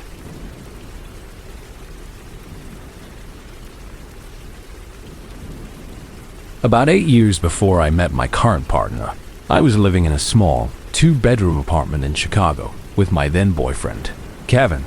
We were young and perpetually broke, so when our first roommate moved out, we were desperate to find someone to fill the empty room and help cover the rent. We posted an ad online, and within a few days, we found Carl. On the surface, Carl seemed perfect. He was a student at a local college, had a part-time job, and seemed quiet and responsible. For the first month, things were great. He was neat, paid his rent on time, and mostly kept to himself. We would occasionally all watch a movie together in the living room, and the dynamic felt easy and comfortable. We thought we had lucked out. So, when Kevin and I planned a 2-week trip to visit his family in California, we had no reservations about leaving Carl alone in the apartment. About a week into our trip, I got a text from Carl. He told me he had lost his job and was having trouble finding a new one. He said he would not be able to make the next month's rent and would have to move out. It was a huge inconvenience, but we told him it was fine. We had his security deposit to cover the rent, and we gave him until the end of the following month to find a new place, which was nearly 60 days away. He thanked us profusely and said there would be plenty of time. When Kevin and I got back from our trip, we walked into our apartment to find a pile of suitcases stacked by the front door. Carl was nowhere to be seen. I remember thinking he had really cut it close, moving out on the very last day. Just then, a woman we had never seen before walked out of Carl's room. She was probably in her early 20s, with a confused look on her face. We assumed she was a friend helping him move. We were wrong. She walked right up to us and, with a hostile tone, asked, "Who are you? And what are you doing in Carl's apartment?" Kevin and I were stunned into silence for a moment. Then, the whole bizarre story came tumbling out. It turned out that while we were gone, Carl had decided he quite liked our apartment and had no intention of leaving. Instead, he had moved this woman, whose name was Nancy, into our apartment with him. He had told her that he owned the entire place, a massive studio apartment, as he called it. The suitcases by the door were not his. They were hers. She was moving in. Carl had spun an elaborate web of lies. He told Nancy that Kevin and I were his deadbeat former roommates who had skipped out on rent, abandoning all of our possessions. He claimed he was left to deal with the mess and was in the process of throwing all of our stuff away. The room she was moving into? That was supposed to be our bedroom. We had to pull out our lease agreement and show her the text message exchange with Carl to prove that he was subleasing from us and that we were, in fact, the legal tenants. Nancy was horrified. She had just moved out of her college dorm and had nowhere else to go. Seeing her predicament and needing a roommate ourselves, we offered her Carl a spot, which she gratefully accepted. With the immediate crisis sorted, we all braced ourselves for Carl's return from what we now knew was his current job. As we waited, Nancy mentioned something that made my blood run cold. She said that earlier that morning, she had seen Carl take a handful of peanuts from a jar and crush them up, then stir the pieces into the carton of milk in the refrigerator. Kevin has a severe, life-threatening peanut allergy. He drinks a glass of milk every single morning. Carl knew this. We had talked about it. If Kevin had come home, thirsty from the trip, and poured himself a glass of milk, he could have died. This was not just a lie about an apartment. This was attempted murder. A few minutes later, Carl strolled through the front door, humming to himself. He saw Kevin, me, and Nancy all standing there, staring at him. His face fell. "Oh, crap," was all he said. He seemed genuinely shocked that Nancy was not on his side, and even more surprised that she had told us about the milk.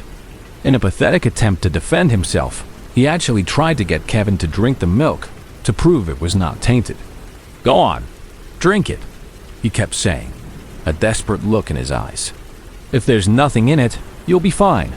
The audacity was staggering. We did not call the police. We were young and naive and assumed it would be his word against ours. We just wanted him gone. We made him pack a bag with his essentials right then and there and told him to get out and that we would leave the rest of his belongings on the curb. He left, grumbling under his breath. This is where the story gets even stranger, and where my current partner comes in years before I ever met her. The job that Carl had lied about losing? He had actually just started it.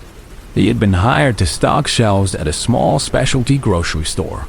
The store where my future partner, Sarah, was the assistant manager. According to Sarah, Carl was a disaster from day one. His only job was to stock shelves, but instead, he would follow customers around the store, harassing them about their purchases. He would peer into their carts, picking up items and asking why they were buying them, claiming he needed to know what to restock. He particularly targeted women, making them deeply uncomfortable.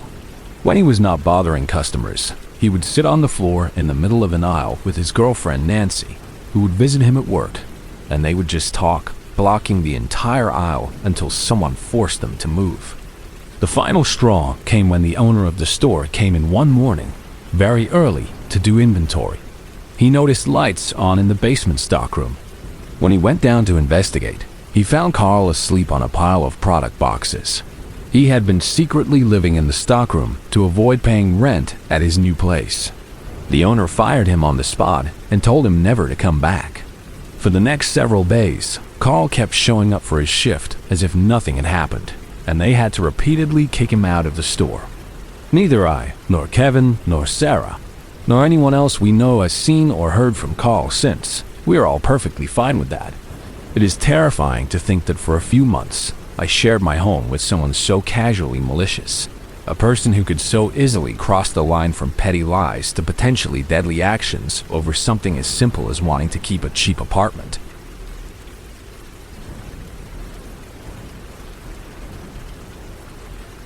This might be the worst possible way to come out to your parents.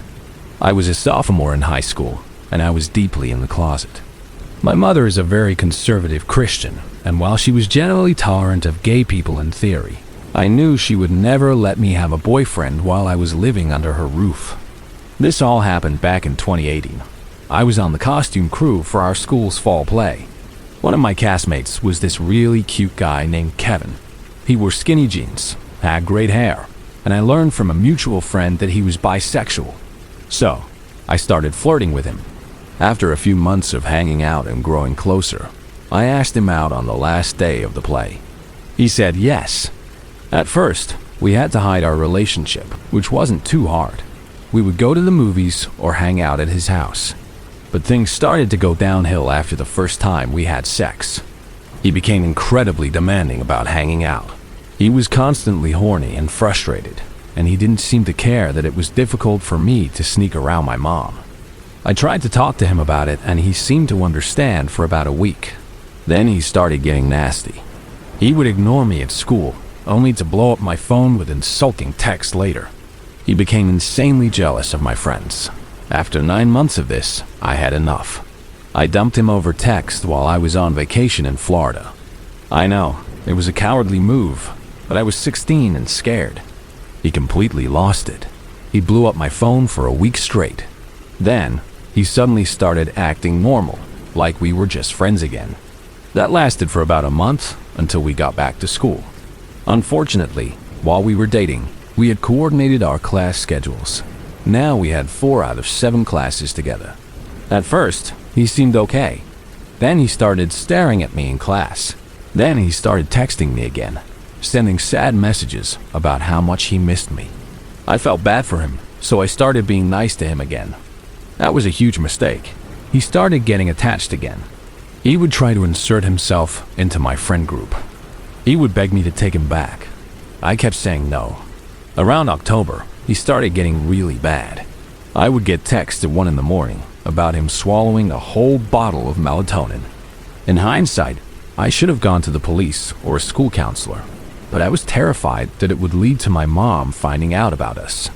So I tried to handle it myself. He got worse. He threatened to kill himself regularly. He tried to turn my friends against me. The worst day came when we were building our homecoming float for drama club. I was hanging out with 2 of my male friends, just talking and joking around. Kevin saw this, stood up from where he was painting, and stormed off. A few minutes later, a freshman girl came up and asked me where he went. I found out later that he had driven himself to the emergency room to get counseling.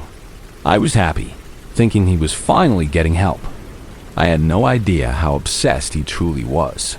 A few days later, I came home from rehearsal to find his car parked up the street from my house. Kevin was walking away from my front porch, and my mom was on the porch, waving goodbye to him. Apparently, he had just dropped by to say hello. My mom is a force to be reckoned with. She's 6 feet tall, raised 7 boys mostly by herself, and is the best shot with a pistol I've ever seen. Not someone you want to mess with. I told her that Kevin and I used to hang out, but not so much anymore. She accepted this, and things were quiet for a week. Then I came home from rehearsal again. His car was parked up the street, and he was sitting on our porch with my mother, who was holding my baby brother. When she saw me, she gave me a look and crooked her finger, telling me to come over. My heart sank. It turned out that Kevin had told her everything.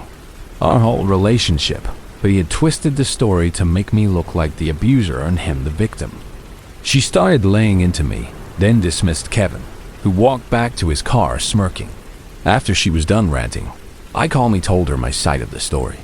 Thankfully, she believed me, but she was still furious. I was grounded indefinitely. That night, something terrifying happened. Our house is old, and the windows can be easily jiggled open from the outside, even when they're locked. My bedroom faces the street. My mom's room, where she slept with my 2-year-old brother, is right across the hall. I woke up around 2 in the morning because I was cold. I put on my glasses and saw that my window was wide open. I whipped around, searching my room. My bedroom door was open too. As I got up, I heard the quiet sound of my mom's bedroom door closing. I raced to my door, and then I heard a sound that stopped my heart, a metallic click, like a gun being cocked. I flew across the hall and burst through my mom's door. The lights were on. Mark was crouched in the corner of the room, a butcher's knife in his hand. My little brother was sound asleep in his crib. And my mom? My mom was sitting calmly on her bed, glasses on, a Harry Potter book in her lap, and a 10mm pistol in her hands, pointed directly at Kevin, who was shaking and sobbing on the floor. She told him to shut up before he woke the baby, and then she calmly told me to call the cops so she could keep an eye on him. Mark was taken into custody. My mom declined to press charges on the condition that he moved to Arizona to live with his dad. He did. That was the last I saw of him in person. He still tried to contact me through my friends for a while, but eventually he faded away. Mark, for your own safety, I really, really hope you never cross paths with my family ever again.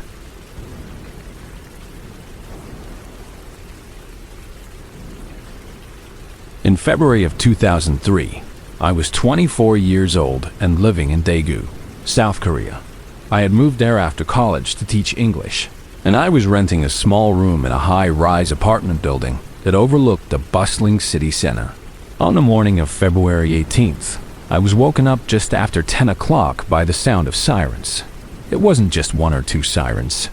It was a constant wailing chorus that seemed to be coming from every direction. I got out of bed and looked out my window. What I saw made my stomach drop. A thick black column of smoke was billowing out of the entrance to the Jeongaino subway station, which was just a few blocks from my building. This wasn't a small amount of smoke, like from a trash can fire. This was a solid wall of black smoke, pouring out of the ground as if a volcano had just erupted beneath the city. I stood there, mesmerized and terrified, as the street below turned into a parking lot of fire trucks, ambulances, and police cars. Then, the fire alarm in my own building went off, a loud, jarring sound with an automated voice ordering everyone to evacuate. I grabbed my keys and wallet and joined the stream of people heading down the stairwell. But when I got outside, I had no idea where to go. The smoke was incredibly thick now, and it smelled acrid and chemical. Every direction was packed with people running, coughing, and trying to get away. The air was filled with panic. I dug back into the entryway of my building, crouching down close to the floor where the air was a little clearer. I stayed there for what felt like hours, too afraid to go out into the street and risk being trampled or suffocating, but also too afraid to go back up to my apartment in case the fire spread. I had no idea what was going on. I suspected a bomb had gone off. Without a phone or any access to news, all I could do was wait and listen to the chaos outside, my mind racing with 1,000 questions. The smoke eventually started to clear, but when it did, the screaming only got worse. I ventured out into the street in a daze. The scene was like something out of a war zone. Firefighters with oxygen masks were frantically gesturing at each other, trying to direct traffic to make a path for more ambulances. The ground was wet and covered in soot. I felt like I'd been lost at sea, isolated and terrified, and had just washed up on the shores of a city that had been destroyed. I knew that my life would never be the same again.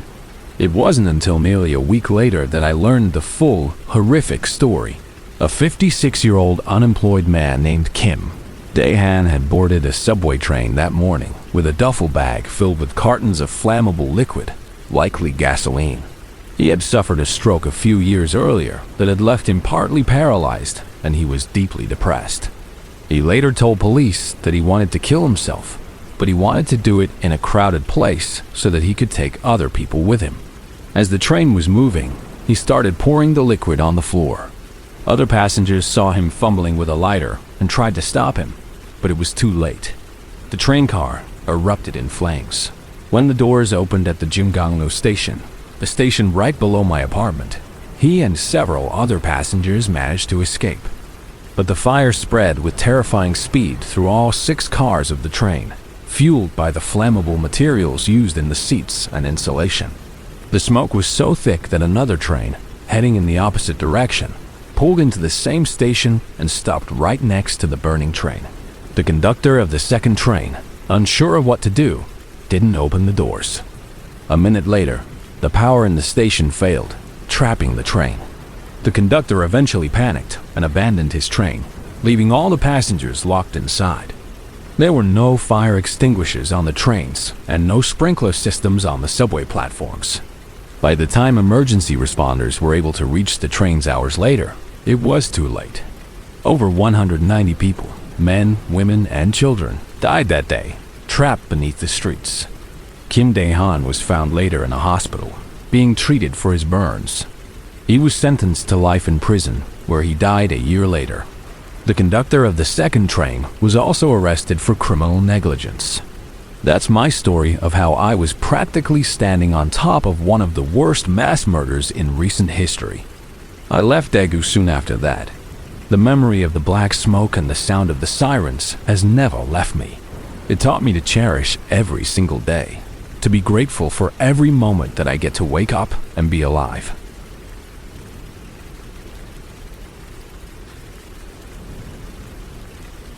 This all started back in October 2018, but it feels like it has been a shadow over my life ever since. It involves a girl I went to high school with, someone I barely even remembered. Her name was Gia. We graduated 6 years prior to this, and in all that time in school, I can honestly say I might have spoken to her twice. She was painfully shy, the kind of person who seemed to want to blend into the wallpaper. She never spoke in class, had very few friends, and to me, she was just a face in the crowd. Then one morning, I woke up to a message request on Facebook. It was from her. The message contained just 3 words: "Screw white people." Gia is Asian, and I am white, but the message felt so random and out of context that I was more confused than offended.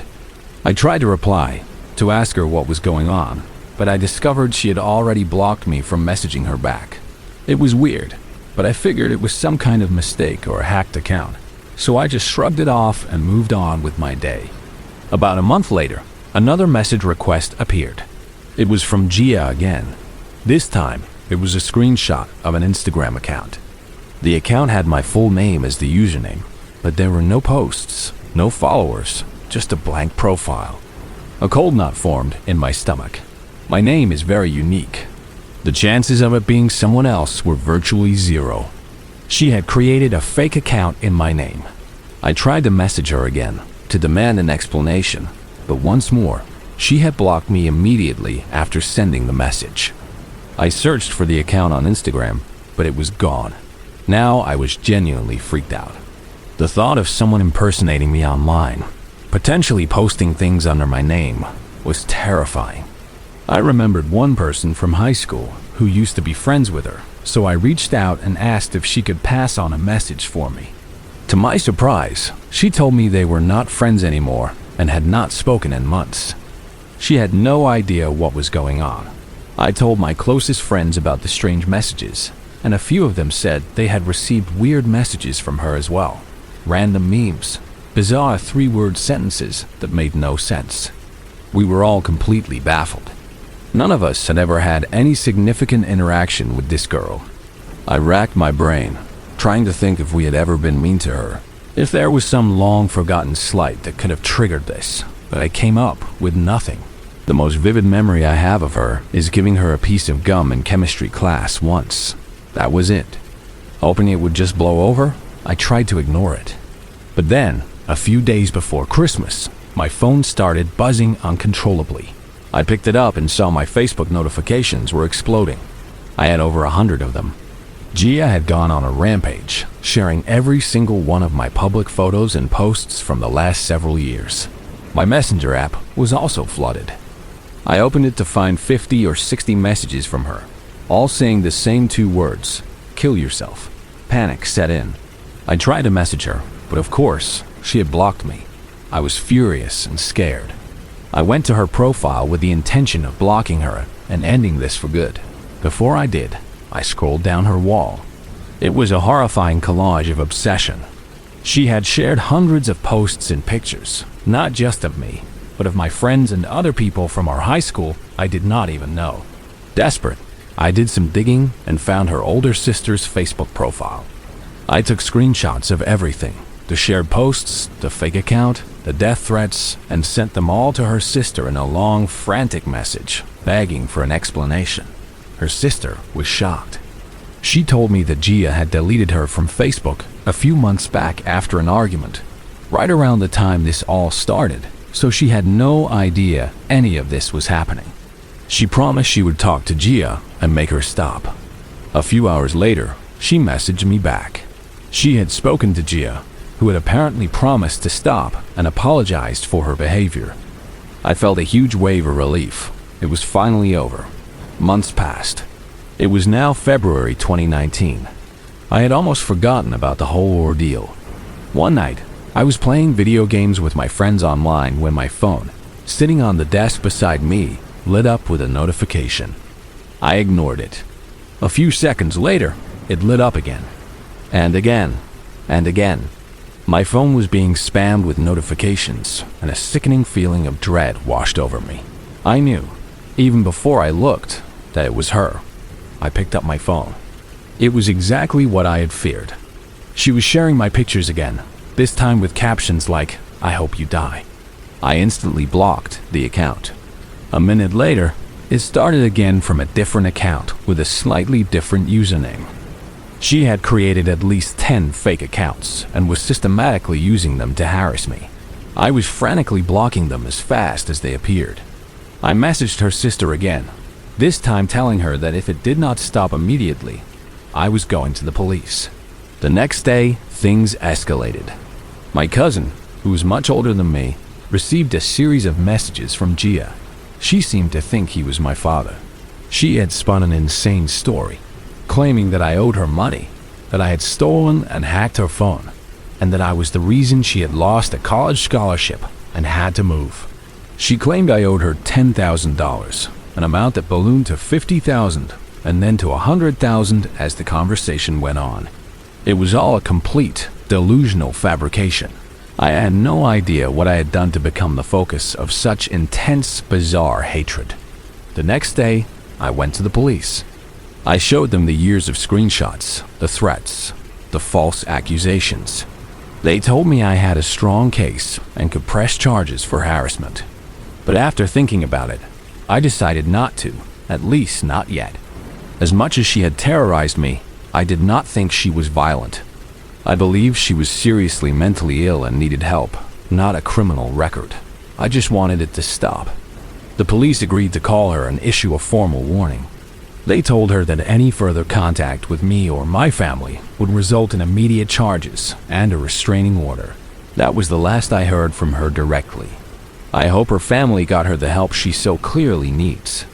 It is terrifying to think how a person you barely know can invent an entire narrative in their head and build a world where you are their mortal enemy, all based on nothing at all.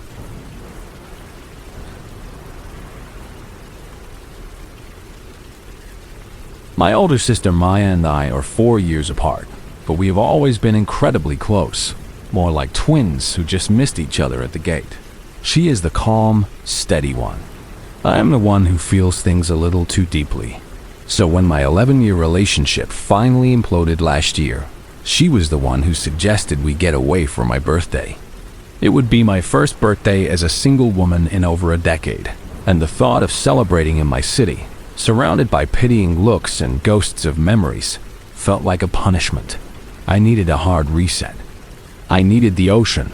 We chose a small, laid-back beach town in southern Thailand. a place I had visited a few times before and felt a connection to. It was not one of the major party hubs, but a quieter spot known for its long, clean beaches and relaxed atmosphere. I knew the owners of a small cluster of beachside bungalows, a kind Thai family who always treated me well. Staying with them felt like the safest option. The tourist season was just starting in early November 2022, so the beach was not crowded, just a gentle scattering of people seeking peace. You learn quickly as a woman traveling, especially in Southeast Asia, that there is safety in numbers, but not too many numbers. We thought we had found the perfect balance. We were terribly wrong. The place attracts a certain kind of tourist, the kind that arrives for a week and is still there a year later. They get drawn in by the slow pace of life, the cheap living, and the easy access to whatever spiritual or chemical journey they are on. This time, there were maybe 40 or 50 such people dotted along the beach, a mix of European backpackers and older, leather-skinned expats. Our bungalow was simple, a small brick room with a tiled roof, a basic bathroom, and a little porch facing the sea. The day we arrived, we noticed a large group of loud European guys, maybe 8 or 9 of them, had taken over the bungalow directly opposite ours. They were already drinking heavily in the afternoon, but they seemed absorbed in their own world, so we paid them little mind. We spent the first day settling in. The air was thick with the smell of salt and frangipani. We swam until our skin was pruny, read books in the shade of a palm tree, and played with the friendly street dogs that roamed the beach. That evening, we had dinner at a small restaurant down the shore and walked back to our bungalow around 10. On the way, we passed the main office, where the owner, Samchai, was chatting with a few other tourists. I recognized his wife, and I also recognized one of the men with them. He was a Westerner, maybe in his late 30s, with sun-bleached hair and a wiry frame. I had seen him on my last 2 trips here, a permanent fixture who never seemed to do much of anything. He had never spoken to me before, and he did not acknowledge me this time either, just watched us pass with unsettlingly vacant blue eyes. Back at our bungalow, we sat on the porch, listening to the waves and some music on my phone. The loud guys across the way had their own music blaring, but it was just generic party music. By midnight, it was officially my birthday. We hugged, shared a small piece of cake we had bought, and decided to call it a night. Before we went inside, I made sure to leave the single porch light on. The door had a large, frosted glass panel, and with the light on, we could at least see a silhouette if someone was standing outside. Our shorts were still damp from the beach, so we hung them on the porch railing to dry. The bungalow was tiny. Our bed was pushed up against the wall opposite the door, and right next to the door was a double window with a simple latch. The walls did not quite meet the roof, leaving a small gap all the way around, which meant every sound from outside drifted in, and every sound from inside drifted out. Maya was asleep the second her head hit the pillow. I stayed up for a while, scrolling through my phone and replying to birthday messages. The last text I sent was to a friend back home at 1:20 a.m. I remember the time exactly. I do not know how long I was asleep, but I woke up to a distinct sound. Someone was knocking on our door. It was a soft, tentative knock, just a few raps. At first, my sleep-addled brain dismissed it as part of a dream. I rolled over, ready to drift back off, but then my eyes caught a shape through the frosted glass of the window. A dark silhouette, tall and lean, standing perfectly still just outside. My entire body went rigid. I was instantly, terrifyingly awake. My mind raced. It could be one of the other guests, maybe drunk and at the wrong bungalow. But why would they be knocking at this hour? 2 in the morning felt deliberate. It felt wrong. I lay there for what felt like an eternity, holding my breath, listening. The silhouette did not move. Then, the knocking came again, a little harder this time. There was no mistaking it. It was not the wind or an animal. I slowly reached over and shook Maya's shoulder. She mumbled, still half asleep. I whispered, my voice barely a crackle, "Someone is at the door." She told me I was dreaming and to go back to sleep. As the words left her mouth, the silhouette outside the window moved.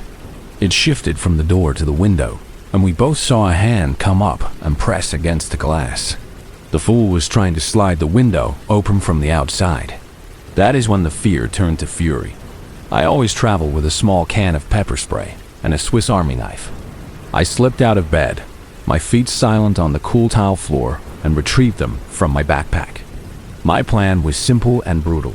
If he got that window open even an inch, I was going to stab his hand right through the gap. He alternated between pushing on the door, testing the flimsy lock, and fiddling with the window latch. The porch light illuminated him just enough for us to make out details. He was shirtless, fair-skinned, and wearing dark blue shorts. Maya's anxiety was radiating off her in waves. Every time he went back to the window, she would let out a tiny, stifled gasp. After what must have been his 5th attempt at the window, her fear boiled over into anger. "Who the hell is out there?" she yelled, her voice surprisingly strong. The figure froze. For a second, he just stood there. Then he stepped back from the window and started walking. He began to circle our bungalow, slow, deliberate steps crunching on the sand and gravel. We had noticed a pile of old, broken furniture, chairs and tables, stacked in the narrow space between our bungalow and the next one. We could hear him back there now, rustling around, moving things. Was he looking for another way in? A tool? Or was he just trying to terrorize us? At that point, we knew sleep was impossible. We flicked on the main light inside the room, a clear signal that we were awake and aware. We were ready for a fight. He continued his circling for a good 20 minutes, a constant, menacing presence just outside our thin walls. Then, as suddenly as it began, it stopped. The footsteps receded. We waited in tense silence for another hour before we felt safe enough to even speak above a whisper. The next morning, exhausted and on edge, we packed our bags. We were done. As we stepped outside, we noticed our shorts were gone from the railing. It was such a small pay violation, but it felt deeply personal. I went to find Sonchai's wife and told her everything that had happened. She looked apologetic, but also flustered. She said she heard the big group of guys making noise late into the night. We had heard them too, but their party had died down long before our visitor showed up.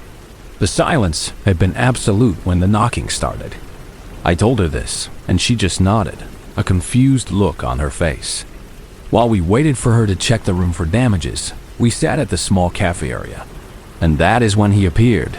The weird tourist I had seen the day before, the one who was a permanent fixture, the one with the vacant blue eyes. He was walking by, and for the first time in all my visits, he stopped to speak to us. "Hey," he said, a lazy smile spreading across his face. "How was your stay? Having fun?" He could clearly see our backpacks at our feet and the furious expressions on our faces. We had walked past this man countless times yesterday, and he had never said a word. Now he was acting like an old friend. Just then, the owner's wife returned. She told him they were leaving because of the noise last night. He looked at us, and the smile turned into a smirk. He had the nerve to say, "Are you sure? Maybe one more night here will change your mind." He then asked where we were going next. I just stared at him, refusing to answer. Why would I tell him where we were going? He chuckled, a low, unpleasant sound. "Let's hope," he said, and walked away. I will never know for sure if it was him, but he was wearing dark blue shorts. And the sudden interest, the weird conversation, the smirk, it all felt too coincidental.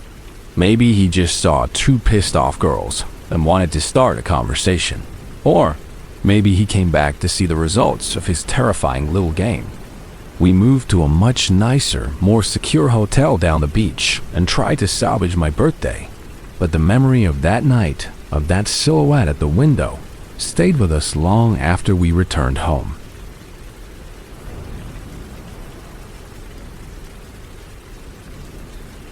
When I was 18, I made the mistake of dating a man named David.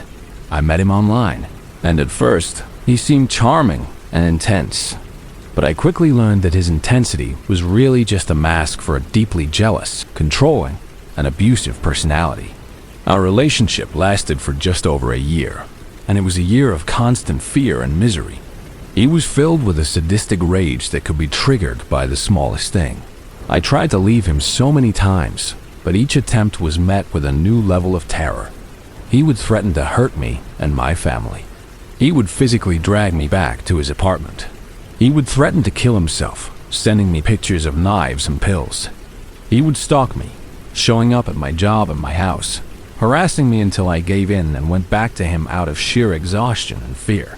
Finally, I had enough. I decided I was done for good, no matter what he did. This time, I was serious. He immediately started his campaign of harassment. He called my job so many times that I almost got fired. He called my house nonstop, so I had to unplug the phone line. He texted me, promising that he was going to kill himself if I didn't come back. Instead of Kating this time, I called his mom and told her what he was saying. She called him and then called me back to tell me I must have misunderstood, that he was perfectly fine. The next day, my cell phone rang. It was David. I rejected the call. He called again. I rejected it again. Then I heard the loud, familiar rumble of his car's exhaust outside my house. I looked at my phone and saw him calling again. I let it go to voicemail as I peeked through the blinds. He was there, parked right in front of my house. My phone rang again. I just wanted him to stop, to go away. So I answered it. "Come outside," he said. His voice was calm, almost pleasant, which was more terrifying than when he was yelling. "I don't want to see you, David," I said.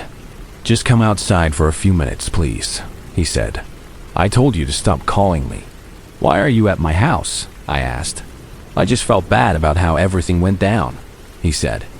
"I made you something before we broke up, and I wanted to give it to you. Just come out for a minute so I can apologize. Then I'll go away and you'll never hear from me again. I promise." I didn't believe him, not for a second. But I was young, and I still had that stupid, naive part of me that didn't want to hurt other people's feelings, even people who had hurt me. I felt bad that he had driven all the way to my house. "Fine," I said. "Only for a few minutes. And you promise you're not going to try to get me back?" He promised. So I went outside. I opened the passenger side door and sat down, but I left the door wide open. He had a bouquet of flowers on the seat and a stack of DVDs he had burned for me. We talked for a minute, and then my phone rang. It was a guy I worked with. I shouldn't have answered it, but I did. I talked to him for less than 30 seconds, but David could hear that it was a man's voice. I saw his head snap to attention. When I hung up, he looked at me with pure fury in his eyes. Before I could even say anything, he slammed his foot on the accelerator. The car shot forward, and we were flying down the street with my door still wide open. I instinctively pulled my legs into the car and started screaming for him to stop. He didn't seem to hear me. As he started to slow down for an intersection, I tried to jump out, but he grabbed my clothes with one hand to hold me in. He started making sharp left turns, using the momentum to force my door to swing shut. Once it was closed, I tried to open it again, but he kept hitting the automatic lock button. He was speeding through my town, going double the speed limit. I was hoping a cop would see us, but no one did. He got on the freeway, and I really started to panic. He was going over 100 miles per hour. It was dark outside, and there was no way I could jump from the car at that speed. I still had my phone, so I tried to dial 911, hiding my hand down by the side of the seat.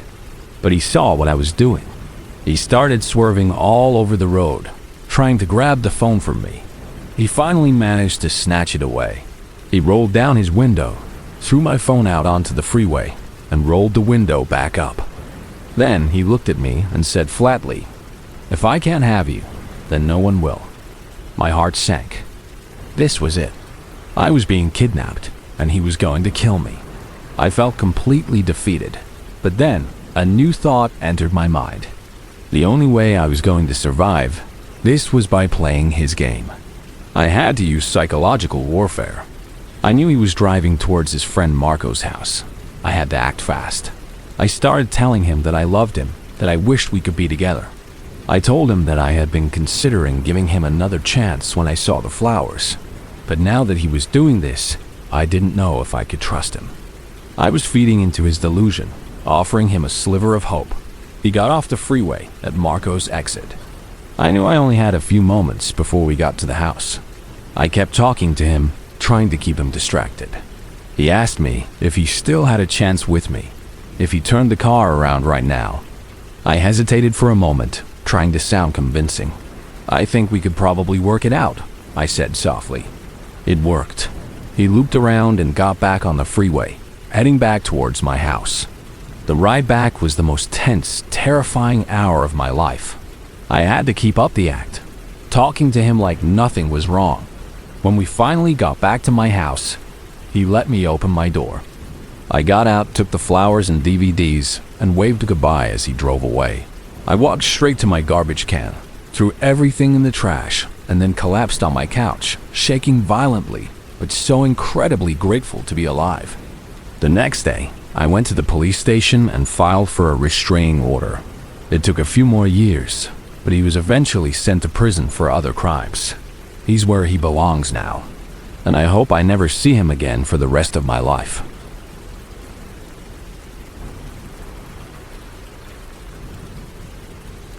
I'm in my late 50s now, but this story is from when I was 10 years old. It's a memory I haven't thought about for a long time, but it's a story about someone I would never want to meet again. It was around my 10th birthday, and it was the best birthday I'd ever had. My mom had been secretly saving up money for months to buy me my own bicycle. We were very poor, so getting a new bike was a huge deal. No more borrowing my older brother's or standing on the back pegs of a friend's bike. My father was a man who worked a lot and drank even more. He was drunk more often than he was sober, and because of that, he was hardly ever around. That was fine with us. Things were actually peaceful when he wasn't home. On the nights he did come home, we all knew to stay out of his way, to be quiet, and to leave him alone. We lived outside of a small town, down a long dirt road. Our closest neighbors were about a mile away. I remember my mom showing me the new bike she had hidden in a shed out back. I was so excited. I hopped on it right away and took off down the road. For a few days, life was good. My father hadn't been home for almost a week. One evening, I was riding my new bike home from the grocery store in town when my dad's pickup truck passed me, heading towards our house. A feeling of dread washed over me. I didn't want to go home, but I had nowhere else to go. By the time I pulled up to the yard, I could already hear the yelling. I could hear my mom's voice, trying to reason with him, and then my dad's voice overpowering hers. I heard something smash. I peeked in the window of the front door and saw my drunk father destroying our house right in front of my mom and my two younger sisters. I tried to open the door just a crack to get my sisters' attention, to tell them to come outside. But my dad saw me. He turned and came straight for me. He picked me up by my shoulders and started screaming in my face. My mom was behind him, begging him to put me down, but he just turned and slapped her across the face. He was furious that my mom had spent money on a bike for me. He threw me against the wall, and then he stomped into the kitchen and smashed what was left of my birthday cake against the back door. That was it for me. This was the worst I had ever seen him. I was terrified. I ran out of the house, hopped on my bike, and started pedaling as fast as I could towards our neighbor's house. They had a telephone, and I was going to call the police. I had just made it out of our driveway when I heard the front door open and my father yelling at me to get back in the house. I just kept pedaling. Then, I heard his truck start up. I looked behind me, and he was backing out of the driveway, coming towards me. I could see the neighbor's house in the distance. I just kept pedaling, harder and harder. The headlights got closer and closer. He was so close that I knew he was going to hit me. At the last second, I jumped off my bike, throwing myself into the ditch on the side of the road. I got up and just started running across the field towards my neighbor's house, hearing my dad yelling behind me. When I looked back, I saw that he had turned his truck around and was heading back to our house. I got to the neighbor's house and pounded on the door. Their mom opened it, took one look at me, and pulled me inside. I told them what had happened, and she called the police. Her husband agreed to drive me back down to my house because my mom and sisters were still there. About halfway down the road, we passed my bike. It was completely mangled. My dad had run it over with his truck. When we got to the house, my father's truck was gone. Apparently, my older brother, who had been at the neighbor's house, had run home after he heard what was happening. He grabbed a baseball bat, walked into the living room, and smashed my dad's kneecap with it. As my father lay on the floor screaming, my brother got my mom and sisters and locked them in a bedroom. My father had managed to crawl out to his truck and drive away. The police showed up a few minutes later and found my father at a bar in the next town over. They arrested him that night. The neighbors let us stay with them for a couple of days, and then my mom made arrangements for us to go and live with my aunt a few hundred miles away. I never saw my father again after that night, and I've never missed him for a second. Life was better without him. A few years later, I saved up enough money from my paper route to buy myself another bike. But I will never forget the sight of my first bike, smashed and twisted in the middle of that dark dirt road.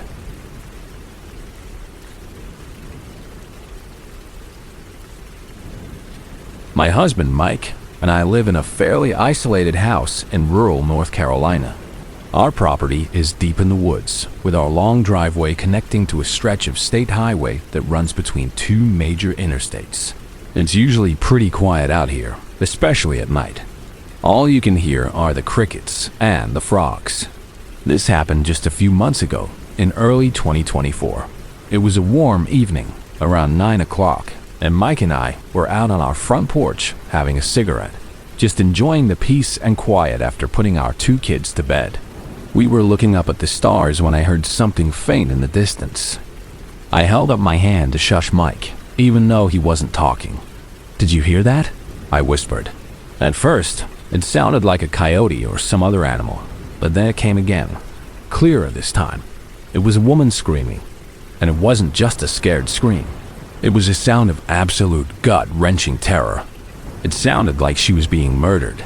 Between the blood-curdling screams, I could make out words. "Help me! Please! Somebody help me!" Mike and I looked at each other, both completely freaked out. The screaming kept getting louder, closer. I could tell it was coming from the highway. I walked to the edge of the porch and peered out into the darkness. Our house is set back a good distance from the road, but you can still see the highway clearly. I could just make out a figure running along the median, a strip of grass between the two lanes. The person was stumbling, running frantically, and heading in our direction. If we could see her, that meant she could see our house. I should add, we don't have any security lights in our yard, which I now realize is incredibly stupid. Our house was just a dark shape in the trees, but the house across the highway still had their blue Christmas lights up, and it cast enough of a glow for us to see the road. I threw my cigarette into the yard and backed up into the doorway of the house, pulling out my phone to call 911. The woman was still in the middle of the road, screaming her head off. If any of our few neighbors heard her, they weren't doing anything about it. Mike ran past me into the house to grab his jacket and shoes. "Don't go out there," I told him, but he ignored me. As he was getting dressed, I saw a red car come tearing down the road. It swerved and pulled over on the shoulder, right next to where the woman was in the median. A man was driving, but I couldn't make out his face.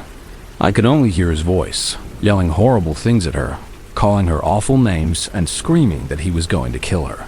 It looked like he was throwing things at her out of the car window, maybe pieces of clothing. As soon as the woman saw his car pull over, she stopped running down the highway and started running straight towards our yard. By this time, I was on the phone with the 911 operator, trying to explain the situation. But like I said, we live far out of town, so I knew it would take the police a while to get there. I yelled for Mike. My 9-year-old son had come out of his room, his face pale with fear. He could hear everything. I told him to go into our bedroom where the baby was sleeping and close the door. Mike came running back out onto the porch and into the yard, heading towards the woman. He yelled out, asking if she was okay. She finally reached our yard and collapsed, sobbing and trying to catch her breath. She told us a terrifying story. She had gotten a ride home from this guy she barely knew. Halfway down the road, he started acting really strange and creepy. He refused to let her out of the car and just kept driving. She said she pretended to look behind her seat, as if she was looking at a car behind them. And that's when she saw a roll of duct tape in the back seat. Terrified for her life, she waited for a moment when he slowed down, opened the car door, and jumped out of the moving vehicle. Then she just started running and screaming. Mike helped her up and started leading her towards the house. He was on the phone with the police too, giving them the extra details I couldn't. We got her inside and locked everything: the doorknob, the deadbolt, the chain. Her face was a mess. It was red and scraped up, with blood trickling from a couple of spots. It was road rash from where she jumped from the car. She said he had hit her a few times before she managed to escape. We all stood by the windows, peering out into the darkness, waiting for the police. Mike was still on the phone with the operator. No, they haven't gotten here yet. Yes, his car is still parked across the highway. It's a red sedan. Then, there was a loud bang on our front door that made us all jump. It was him. He was yelling, "I know you're in there. I saw you run. The people in that house can't protect you. No one can." I shouted through the door that he needed to leave our property, that we were on the phone with the police. The answer he gave me was the most chilling thing I have ever heard. He just laughed and said, "Go ahead, call the police. I don't care. They won't be here in time." After that, he started banging on the door over and over again, slamming his fist or his body against it. The woman was hysterical, crying and begging for help. I ran to the kitchen and grabbed the biggest knife I could find. Our front door was solid iron, but our windows could be easily broken. If he really wanted to get in, he could. Just as my husband came out of our bedroom with his shotgun, we saw flashing blue and red lights pull into our driveway. A squad car pulled right up to the porch, and two more followed, with another one stopping across the street where the red car was parked. As soon as the man saw the police, he took off running on foot, disappearing into the dark woods behind our house. The police tended to the woman and eventually got her home safely. It turned out she lived just down the road from us. 2 hours later, they still hadn't found the man. There are so many places to hide in these woods. He could be anywhere. I just hope he's hiding far away from here and that we never, ever see him again. We have security lights now.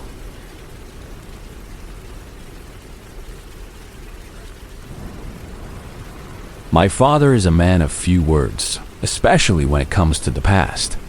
But there is one story he has told me in bits and pieces over the years, usually late at night after a couple of beers. It is the story of his honeymoon with my mother back in 1991, and a stretch of road in Queensland, Australia, that almost became their final resting place. They were young, driving a borrowed Ford Falcon along the Bruce Highway, headed for a town called Rockhampton. It was late, around 8 at night, and they had been on the road for most of the day. If you have never been on those roads, it is hard to describe the isolation. Once you are out of the city limits, it is just you, the asphalt, and the endless dark expanse of the bush on either side. It is a primal kind of darkness that swallows up sound and light. For over an hour, they had not seen another car, not a single pair of headlights coming or going. The world felt like it had been reduced to the narrow beam of their own lights cutting through the night. Then they appeared. A pair of headlights in the rearview mirror, a long way back. At first, it was a comfort, a reminder that they were not completely alone out there. But the comfort quickly faded. The headlights were getting closer, and they were getting closer fast. My dad was driving, and he remembers saying something to my mom like, "Look at this bloody idiot. He's flying." The car, an old white sedan of some kind, came right up on their tail, its high beams blazing, filling their car with a blinding white light. It was so close my dad could not even see its grille in the mirror, just the glare.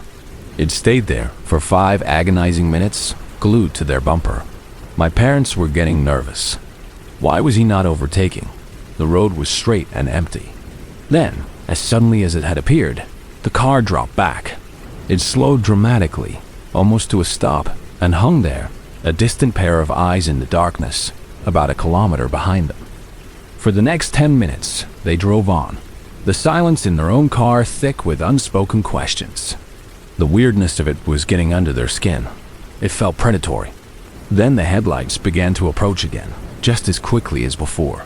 The car pulled up behind them, high beams on, and started swerving aggressively into the other lane, feinting like it was going to overtake, then pulling back in behind them. It was a game, a terrifying, nonsensical game. My mom was starting to panic. This was long before cell phones, and even if they had one, there would have been no reception out there. They were utterly, completely on their own. The nearest town was still miles away. They were trapped. The white car toyed with them like this for another 5 minutes before dropping back again, this time not as far. It lurked just behind them for a minute, a silent, menacing shadow. Then they heard the roar of its engine. The car shot forward, flying past them in a blur of white paint and engine noise. They caught a fleeting glimpse of a single person, a silhouette behind the wheel, but could not make out any features. My dad noticed something else as it sped away. There was no number plate on the back of the car. The sedan disappeared up the road, vanishing around a bend. My parents were shaken, but a wave of relief washed over them. It was over. The weirdo was gone. They kept driving, their hearts still pounding. The road ahead started to get a bit more winding, curving through the dense bush. They came around a sharp corner, and their relief turned to ice-cold terror. There it was. The white car was parked horizontally across the middle of the road, completely blocking their path. Its high beams were on, pointing directly at them. Both the driver and passenger doors were wide open, like a grotesque welcoming gesture. And standing in the middle of the road, in front of the car, silhouetted by the blinding lights, was a man. His arms were spread wide, as if he were waiting to embrace them, daring them to stop. My mom started screaming. It was a raw, primal sound of pure fear. "Just hit him, Mark," she shrieked at my dad. "Don't stop. Just go." My dad did not hesitate. He yanked the steering wheel to the right, taking the Ford Falcon onto the gravel shoulder of the road, swerving around the man and his car. The man saw what he was doing and lunged towards them, trying to get in front of their car, to block them with his own body. They missed him by inches. My dad floored it, the tires spitting gravel as they shot back onto the asphalt. He did not slow down until they saw the first lights of Rockhampton on the horizon.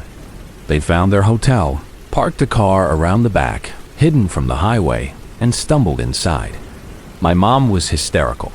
She told the woman at the reception desk what had happened, and they called the police. A report was filed, but nothing ever came of it. The car and the man were never found. Years later, my mom was watching the evening news.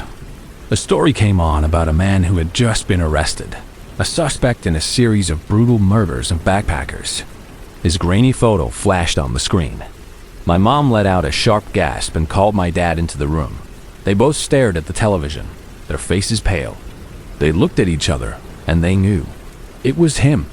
They were absolutely certain it was the man they had seen on the highway that night.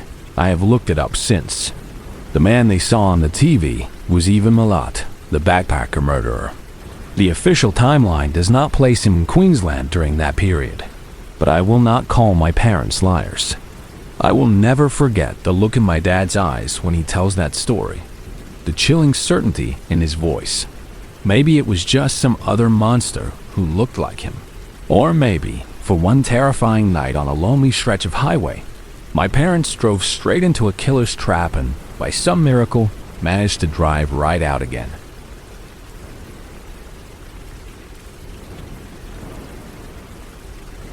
I work in a factory in Michigan that makes car parts for big companies like Nissan and Honda. This happened back in 2021, when I was about 25. The factory is a huge place, split into different departments. I was working in a section we called Plant 1.5. The work was repetitive, but my team was great. We all got along, joked around, and helped each other out. Everyone was great, except for one person. Her name was Brenda, and she was a strange character. When I first met Brenda, she seemed normal enough. We talked a little during our break, and she even complimented me, saying I was cute. But it didn't take long for me and my friends, Kyle and Dave, to notice that she was a little off. She would talk to herself while she was working. Sometimes she would have full conversations with the machines, and she would often burst out laughing for no reason at all. It was weird, but I tried to just ignore it. Then, she started focusing on me. She would walk by my station and casually grab my waist or run her hand across my back before walking away. It was always quick, but it made me uncomfortable. One Friday, I came into work some overtime. I was at my machine, focused on what I was doing, when I felt someone rubbing my shoulders. I turned around, and of course, it was Brenda. She leaned in close and whispered, "I think you're so sexy. I really like you." I was completely caught off guard. I didn't know what to say. I just mumbled, thank you, and turned back to my work, feeling my face get hot. I'd never been comfortable with that kind of attention, especially at work. Afterwards, I went and found Kyle and Dave and told them what had happened. Kyle just shook his head and reminded me about how she talks to the inanimate objects. We all agreed she was strange, and I should probably just try to avoid her.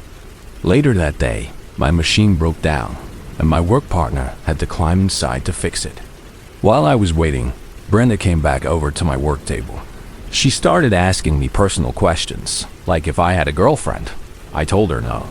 She asked why not, and I gave her my standard answer. I just haven't found the right girl, I guess. As we were talking, she did something that really freaked me out. Out of nowhere, she lifted her hands up like she was about to strangle me. She held them there for a second, her fingers curled. Then she stopped herself and said, "I just want to touch you so bad." I was shocked. All I could manage to say was a simple, quiet, "Okay."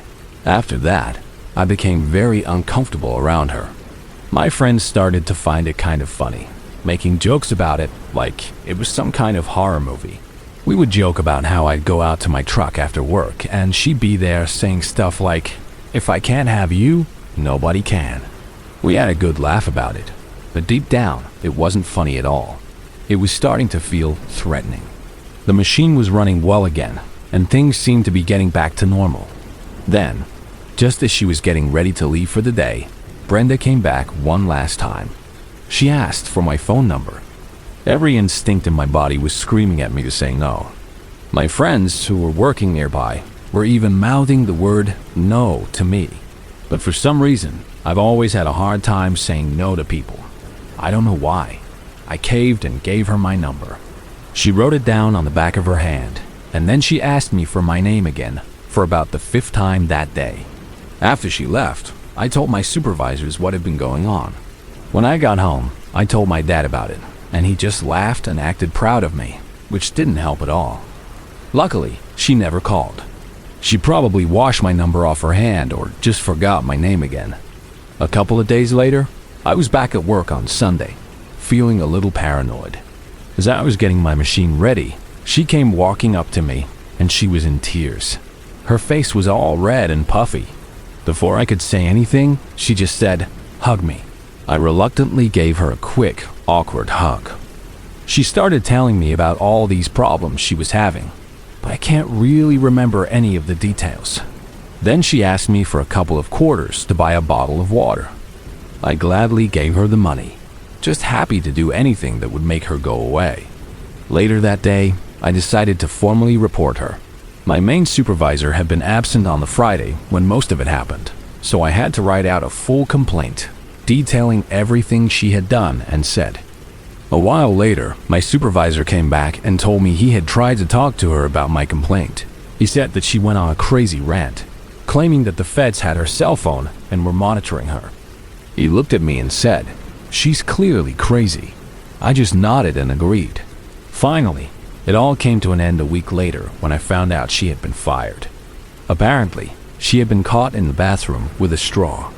I don't know for sure, but I can only assume it was for drug use. I was so relieved that it was all over. Brenda, if you're out there somewhere, I really hope we never meet again. And I sincerely hope you got the help you so clearly needed.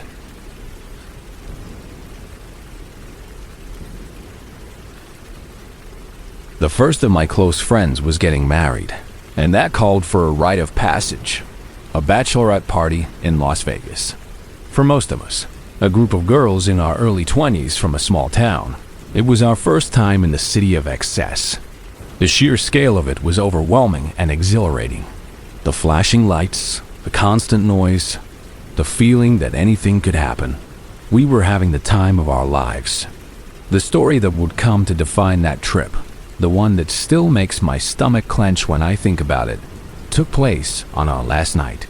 We had spent the entire day at a massive pool party, drinking colorful, sugary cocktails under the scorching desert sun. One of the girls, Brittany, had gone way too hard. By late afternoon, she was a complete mess, barely able to stand. A couple of us had to practically carry her back to the hotel so she could sleep it off. We had 2 rooms booked on 2 different floors to save a bit of money.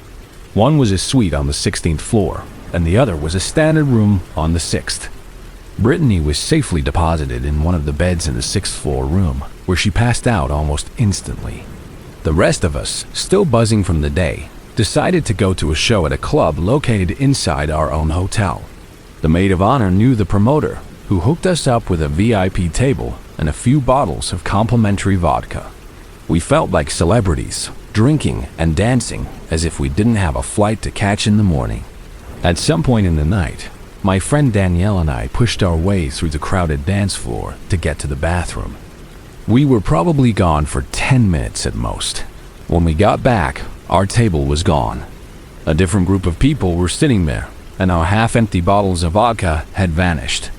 A bouncer with a neck as thick as my thigh informed us that someone else had bought the table, and we had to leave the area. In the ensuing chaos of trying to figure out what had happened, our group got split up. The music was so loud that calling anyone was pointless, and the cell service inside the club was terrible, so no one was responding to texts. Around 2 dim, Danielle and I gave up and decided to call it a night. She was staying in the 6th floor room with the still unconscious Brittany, and I was supposed to be in the suite on the 16th. We said our goodbyes in the crowded elevator lobby and went our separate ways. When I got to my room on the 16th floor and swiped my keycard, I found the 4 other girls from our group already there, all passed out in various states of disarray across the beds and the floor. There was literally no space for me to sleep. I sighed, turned around, and took the elevator back down to the lobby. I called Danielle. "Hey, there's no room up here," I said. "I'm coming down to crash with you guys." "Okay," she said, her voice sounding strained. "But just to warn you, Megan is here, and she's a mess. She's been crying hysterically for the last half hour. I have no idea what happened to her." That sounded ominous. I took the elevator to the 6th floor and walked down the long, empty hallway to their room. When I walked in, the scene was tense. Danielle was sitting on the edge of her bed, looking worried. In the other bed, Brittany was still passed out, snoring softly. And sitting on the floor, wrapped in a blanket, was Megan. Her face was puffy and tear-streaked, and there was a dark, ugly bruise starting to form on her cheek. She looked up at me, and a fresh wave of sobs shook her body. Over the next hour, between gasps and tears, she told us a story that is still one of the scariest things I've ever heard. This is what she told us. After getting separated from everyone at the club, she had decided to just walk back to the room by herself. She was tired of the noise and the crowds. She got on an elevator with several other people, a mix of tourists and partygoers. When the elevator stopped on the 6th floor, she was the only one who got off, or so she thought. She walked a long stretch of hallway to their room, which was at the very end. She was fumbling in her purse for her keycard, her mind already on taking off her heels and washing the makeup off her face. She found the key, slid it into the lock, and heard the satisfying click as it turned green. At that exact moment, she heard the sound of someone sprinting down the carpeted hall behind her. Before she even had time to turn her head, a man slammed into her from behind, tackling her with the full force of his body. The momentum pushed her violently into the dark hotel room, and the heavy door slammed shut behind them, plunging them into near-total darkness. He was on top of her, his weight pinning her to the floor. She said he started punching her in the face, hard, with his closed fists. He wasn't saying anything, just grunting with the effort, breathing heavily. She was sure he was going to kill her. She tried to scream, but his hand was over her mouth, and the blows to her head left her dazed and disoriented. And then a miracle happened. Brittany, who had been in a drunken, comatose state for hours, was woken up by the noise of the struggle. Through her intoxicated haze, she saw a large shadow on top of another shadow on the floor, and she heard the sickening thud of fists hitting flesh. Her brain didn't process the danger. It just reacted. She let out a blood-curdling scream, jumped out of bed, and started kicking the man as hard as she could with her bare feet, screaming nonsense at him. The attacker, who had clearly followed Megan from the elevator and assumed she was alone, completely panicked. The last thing he expected was for another person to be in the room, let alone for them to fight back. He scrambled off of Megan, pushed Brittany out of the way, fumbled with the door handle, and ran out of the room, disappearing down the hallway. As Megan finished her story, I looked over at the wall behind the door. In the dim light from the lamp, I could see dark red splatters on the beige wallpaper. It was blood. Hotel security came, and they called the police. A security officer told us something that made my skin crawl. They had reviewed the security camera footage. The man had been watching Megan in the casino. He had followed her from the slot machines all the way across the casino floor and into the elevator. When they got off on the 6th floor, the camera in the hallway showed him pretending to walk in the opposite direction, down towards the other end of the hall. He waited until she was at her room door, distracted with her keycard. Then, he turned and charged her from behind. He had stalked her. He had planned it. The police took a report, but they never found him.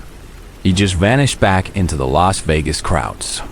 We all spent the rest of the night huddled in that room, too scared to sleep. If Brittany hadn't been there, if she hadn't woken up at that exact moment, Megan would have been trapped alone and at the mercy of that man. It's a terrifying thought that a night of harmless fun can turn into a life-altering nightmare in the time it takes to walk down a hotel hallway.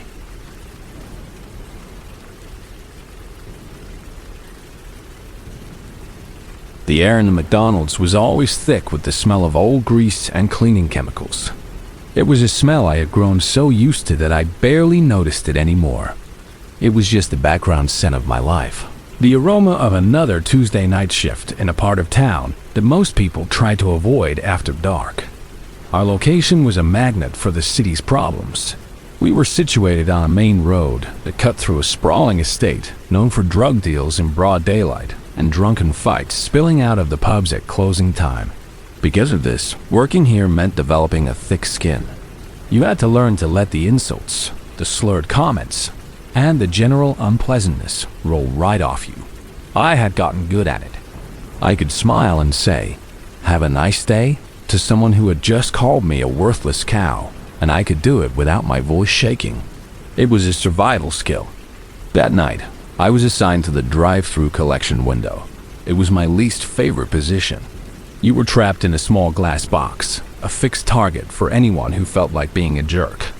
Being a woman in that window was an open invitation for a certain type of man. They were in their cars, safe and anonymous, with a quick getaway guaranteed.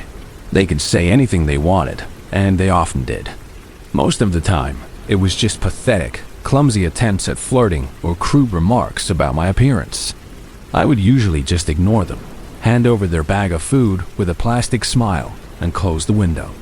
The night was dragging on in its usual mind-numbing way. A steady stream of headlights snaked around the building, each one a brief, forgettable interaction. Then, a beat-up silver Ford Focus pulled up to the window.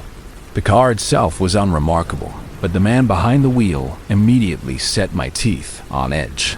He was probably in his late 40s, with thin, greasy hair combed over a bald spot and a smirk that didn't reach his eyes. His eyes were small and dark, and they scanned me up and down in a way that felt like being physically touched. Before I could even greet him, he leaned out his window, the smirk widening.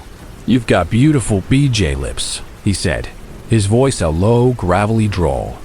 My practiced smile tightened at the edges. I felt a familiar wave of disgust wash over me, but I pushed it down. "That'll be £10 and 53 pence, please," I said, my voice flat and professional. He ignored me. Seriously, he continued, leaning even further out of his car. I bet you could do some real damage with those. Why don't you meet me out back in 10 minutes? We could put them to good use. I took his payment, my fingers avoiding his, and handed him his change. I can't do that, I said, trying to keep my tone neutral. You need to move along now. You're holding up the line. I gestured to the line of cars that was now backed up behind him. He just laughed, a short, ugly sound. He gave me one last, lingering look, then put the car in drive and sped away from the window. I took a deep breath and let it out slowly, trying to shake off the grimy feeling he had left behind. I forced myself to smile at the next customer, a frazzled-looking mother with 3 screaming kids in the back seat, and tried to forget about him. About 5 minutes later, I saw the silver Ford Focus again. It was pulling back into the drive-thru lane. A cold knot of dread formed in my stomach. I told myself it was a coincidence. Maybe he forgot a straw. Maybe his order was wrong. But I knew it wasn't. When he pulled up to my window, the smirk was gone. His expression was intense, almost predatory. "I've been thinking about you," he said, his voice dropping to a conspiratorial whisper. He didn't even pretend to be there for food this time. He launched into a monologue, a graphic and detailed fantasy of what he wanted to do to me. He talked about my hair, the shape of my body under my uniform, and described a series of violent, degrading acts in a calm, matter-of-fact tone that was far more terrifying than if he had been yelling. My face felt hot, and a wave of nausea rose in my throat. I couldn't speak. I just stood there, frozen, as his words washed over me. He seemed to feed off my fear, his eyes glittering with a strange excitement. Finally, after what felt like an eternity, he let out another one of his harsh laughs and drove off, leaving me shaking and sick to my stomach. I immediately shut the window and stumbled away from my station. My hands were trembling so badly I could barely unhook my headset. I found my manager, a burly, no-nonsense man named Kevin, in the back office. "I need to get off the window," I said, my voice cracking. "There's a guy. He keeps coming around. I don't feel safe." Kevin took one look at my face and didn't ask any questions. He nodded and told me to switch with Mark, a teenage boy who was working the front counter. The relief of being inside the main restaurant, surrounded by other people, was immense. I tried to push the man and his vile words out of my mind and focus on taking orders. A little while later, Mark came up to me, his young face pale and worried. "Hey," he said, his voice low. "That creepy guy in the silver car? He just came through the drive-thru again." The knot in my stomach returned, tighter than before. "What did he want?" I asked, my voice barely a whisper. "He asked for you," Mark said, looking at the floor. "He asked where the girl with the pretty lips went. He asked me what your name was, if I had your phone number. He even asked if I knew where you lived and what time you got off work." My blood ran cold. "What did you tell him?" "I just told him your first name," Mark said, looking miserable. I didn't think anything of it at first, but then he kept asking more questions, and I realized he was a total freak. I told him I didn't know anything else and shut the window on him. But I did tell him you'd moved to the front counter. "I'm so sorry." Before I could process what he'd said, the bell above the main entrance chimed. I looked up, and my heart stopped. It was him, the man from the silver Ford Focus. He had parked his car and come inside. His eyes scanned the restaurant, and when they locked onto mine, a slow, triumphant smile spread across his face. He walked directly toward me, his steps deliberate and confident. He bypassed the line of waiting customers and came right up to the counter where I was standing. He leaned in close, so close I could smell the stale cigarette smoke on his breath. "There you are," he whispered. "You can't hide from me." He started repeating the same disgusting things he'd said in the drive-thru, but this time his voice was louder, filled with a raw, menacing anger. He told me what he was going to do when he got his hands on me, how he was going to make me pay for ignoring him. A few customers in the line behind him started to mutter. A large man in a construction vest said, "Hey, buddy, leave the girl alone." The man didn't even turn around. He just kept his eyes locked on me. "This doesn't concern you," he snapped over his shoulder. I tried to back away, to escape to the kitchen, but as I turned, he moved. In one surprisingly agile movement, he lunged forward and tried to vault over the counter. He was trying to get to me. For a split second, everything seemed to move in slow motion. I saw his hands reaching for me, his face contorted in a mask of rage. Then, the world exploded into action. Kevin and two of my male coworkers rushed from the back. They grabbed him, pulling him back just as his feet left the floor. He fought like a cornered animal, thrashing and clawing at them with long, yellowed fingernails. He was still screaming my name, screaming that we were meant to be together, that I belonged to him. Someone hit the staff safe button, the silent panic alarm that went directly to the police. Because of our location, police patrols were always close by. Within what felt like seconds, 2 officers burst through the doors. They subdued the man quickly and efficiently, cuffing him on the greasy floor. As they searched him, they pulled out several knives. There was an army knife clipped to his belt, a small pocket knife in his pocket, and a cheap kitchen knife with a taped handle tucked into his sock. The sight of the weapons made me feel weak at the knees. This wasn't just a creep with a dirty mouth. He had come prepared to do real harm. As they dragged him out of the restaurant, he was still screaming, his voice echoing in the suddenly silent room. He screamed my name over and over, promising that he would wait for me, that he would find me. Kevin sent me home in a taxi that night. He told me to take a few days off. I sat in the back of the cab, staring out at the passing streetlights, replaying the events in my head. I have never seen that man or his silver car again, and I am grateful for that every single day. But sometimes, when I'm alone at night, I can still hear his voice and see his hands reaching for me over the counter.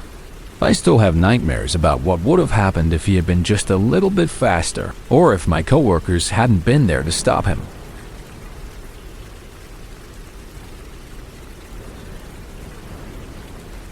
A few years ago, when I was 15, my family couldn't afford a real vacation. My parents, in an attempt to make the summer feel special, declared we were having a staycation in our own hometown of Las Vegas. To make it feel more like a trip, they booked a few nights at the Circus Hotel. For a 15-year-old, the main draw of Circus wasn't the casino floor. It was the Adventure Dome, a massive indoor amusement park enclosed in a giant pink glass dome. While my parents and younger brother were happily spinning around on some nausea-inducing ride, I started to feel sick. The combination of the heat, the recycled air, and the jerky movements of the rides had given me a bad case of motion sickness. I told my parents I was going back up to our hotel room to lie down for a bit. Normally, my phone is practically glued to my hand. It's a social crutch for me. If I'm ever in an awkward situation or feeling anxious, I can just pull it out and pretend to be texting or taking a call. It's a way to create a bubble of personal space. This time, however, I had left it in the room. I was worried it would fall out of my pocket on one of the roller coasters. After about half an hour of lying in the cool, dark hotel room, I started to feel better. I decided to head back down to the Adventure Dome to rejoin my family. I stepped out of our room and into the long, brightly patterned hotel hallway. As I started walking towards the bank of elevators, I noticed a man sitting on the floor down the hall, outside one of the rooms. He was leaning against the wall with his phone pressed to his ear, seemingly in the middle of a conversation. As I got closer, he noticed me. He abruptly ended his call, pushed himself to his feet, and began walking towards me, easily matching my pace. "Hey," he said, falling into step beside me. He looked to be in his 40s, with a sallow complexion and tired eyes. "Are you from around here? Who are you with?" I have always been extremely shy and awkward with strangers. I gave him short, one-word answers, keeping my eyes fixed on the elevator call button ahead of us. "No, my family." I hoped my clipped responses and refusal to make eye contact would signal that I wasn't interested in talking.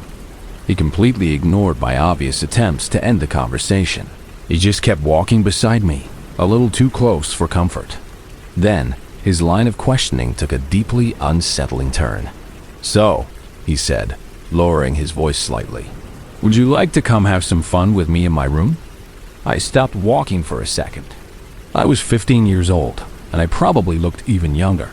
The question, coming from this man who's old enough to be my father, made my skin crawl. No, thank you, I said quickly.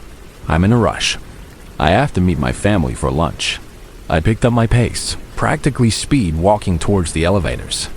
He stayed right with me. Are you sure? He pressed. We can have a really good time. No one has to know. I didn't answer. I just kept my eyes forward, my heart starting to beat a little faster. We reached the elevators, and I jabbed the down button repeatedly. The wait felt like an eternity, with him standing right next to me, still trying to convince me to go back to his room. Luckily, when the elevator doors finally chimed open, there were already several other people inside, a family with 2 small children. The man saw them, and a look of annoyance flickered across his face. He let me get on the elevator without following me. As the doors slid shut, I could see him still standing there, watching me. The ride down to the lobby was tense. I felt shaken and dirty. When I met up with my parents, I immediately told them what had happened. My father's face darkened with anger. He wanted to go find the man, to call security, but I didn't know his room number, and I just wanted to forget the whole thing. For the rest of our staycation, I wasn't allowed to go anywhere by myself. We never saw the man again, but the encounter left a lasting impression on me. It was a scary, premature lesson in the kind of predatory attention that men can direct at young girls. I don't know what his real intentions were, or what would have happened if that elevator had been empty, but I am incredibly glad I never had to find out.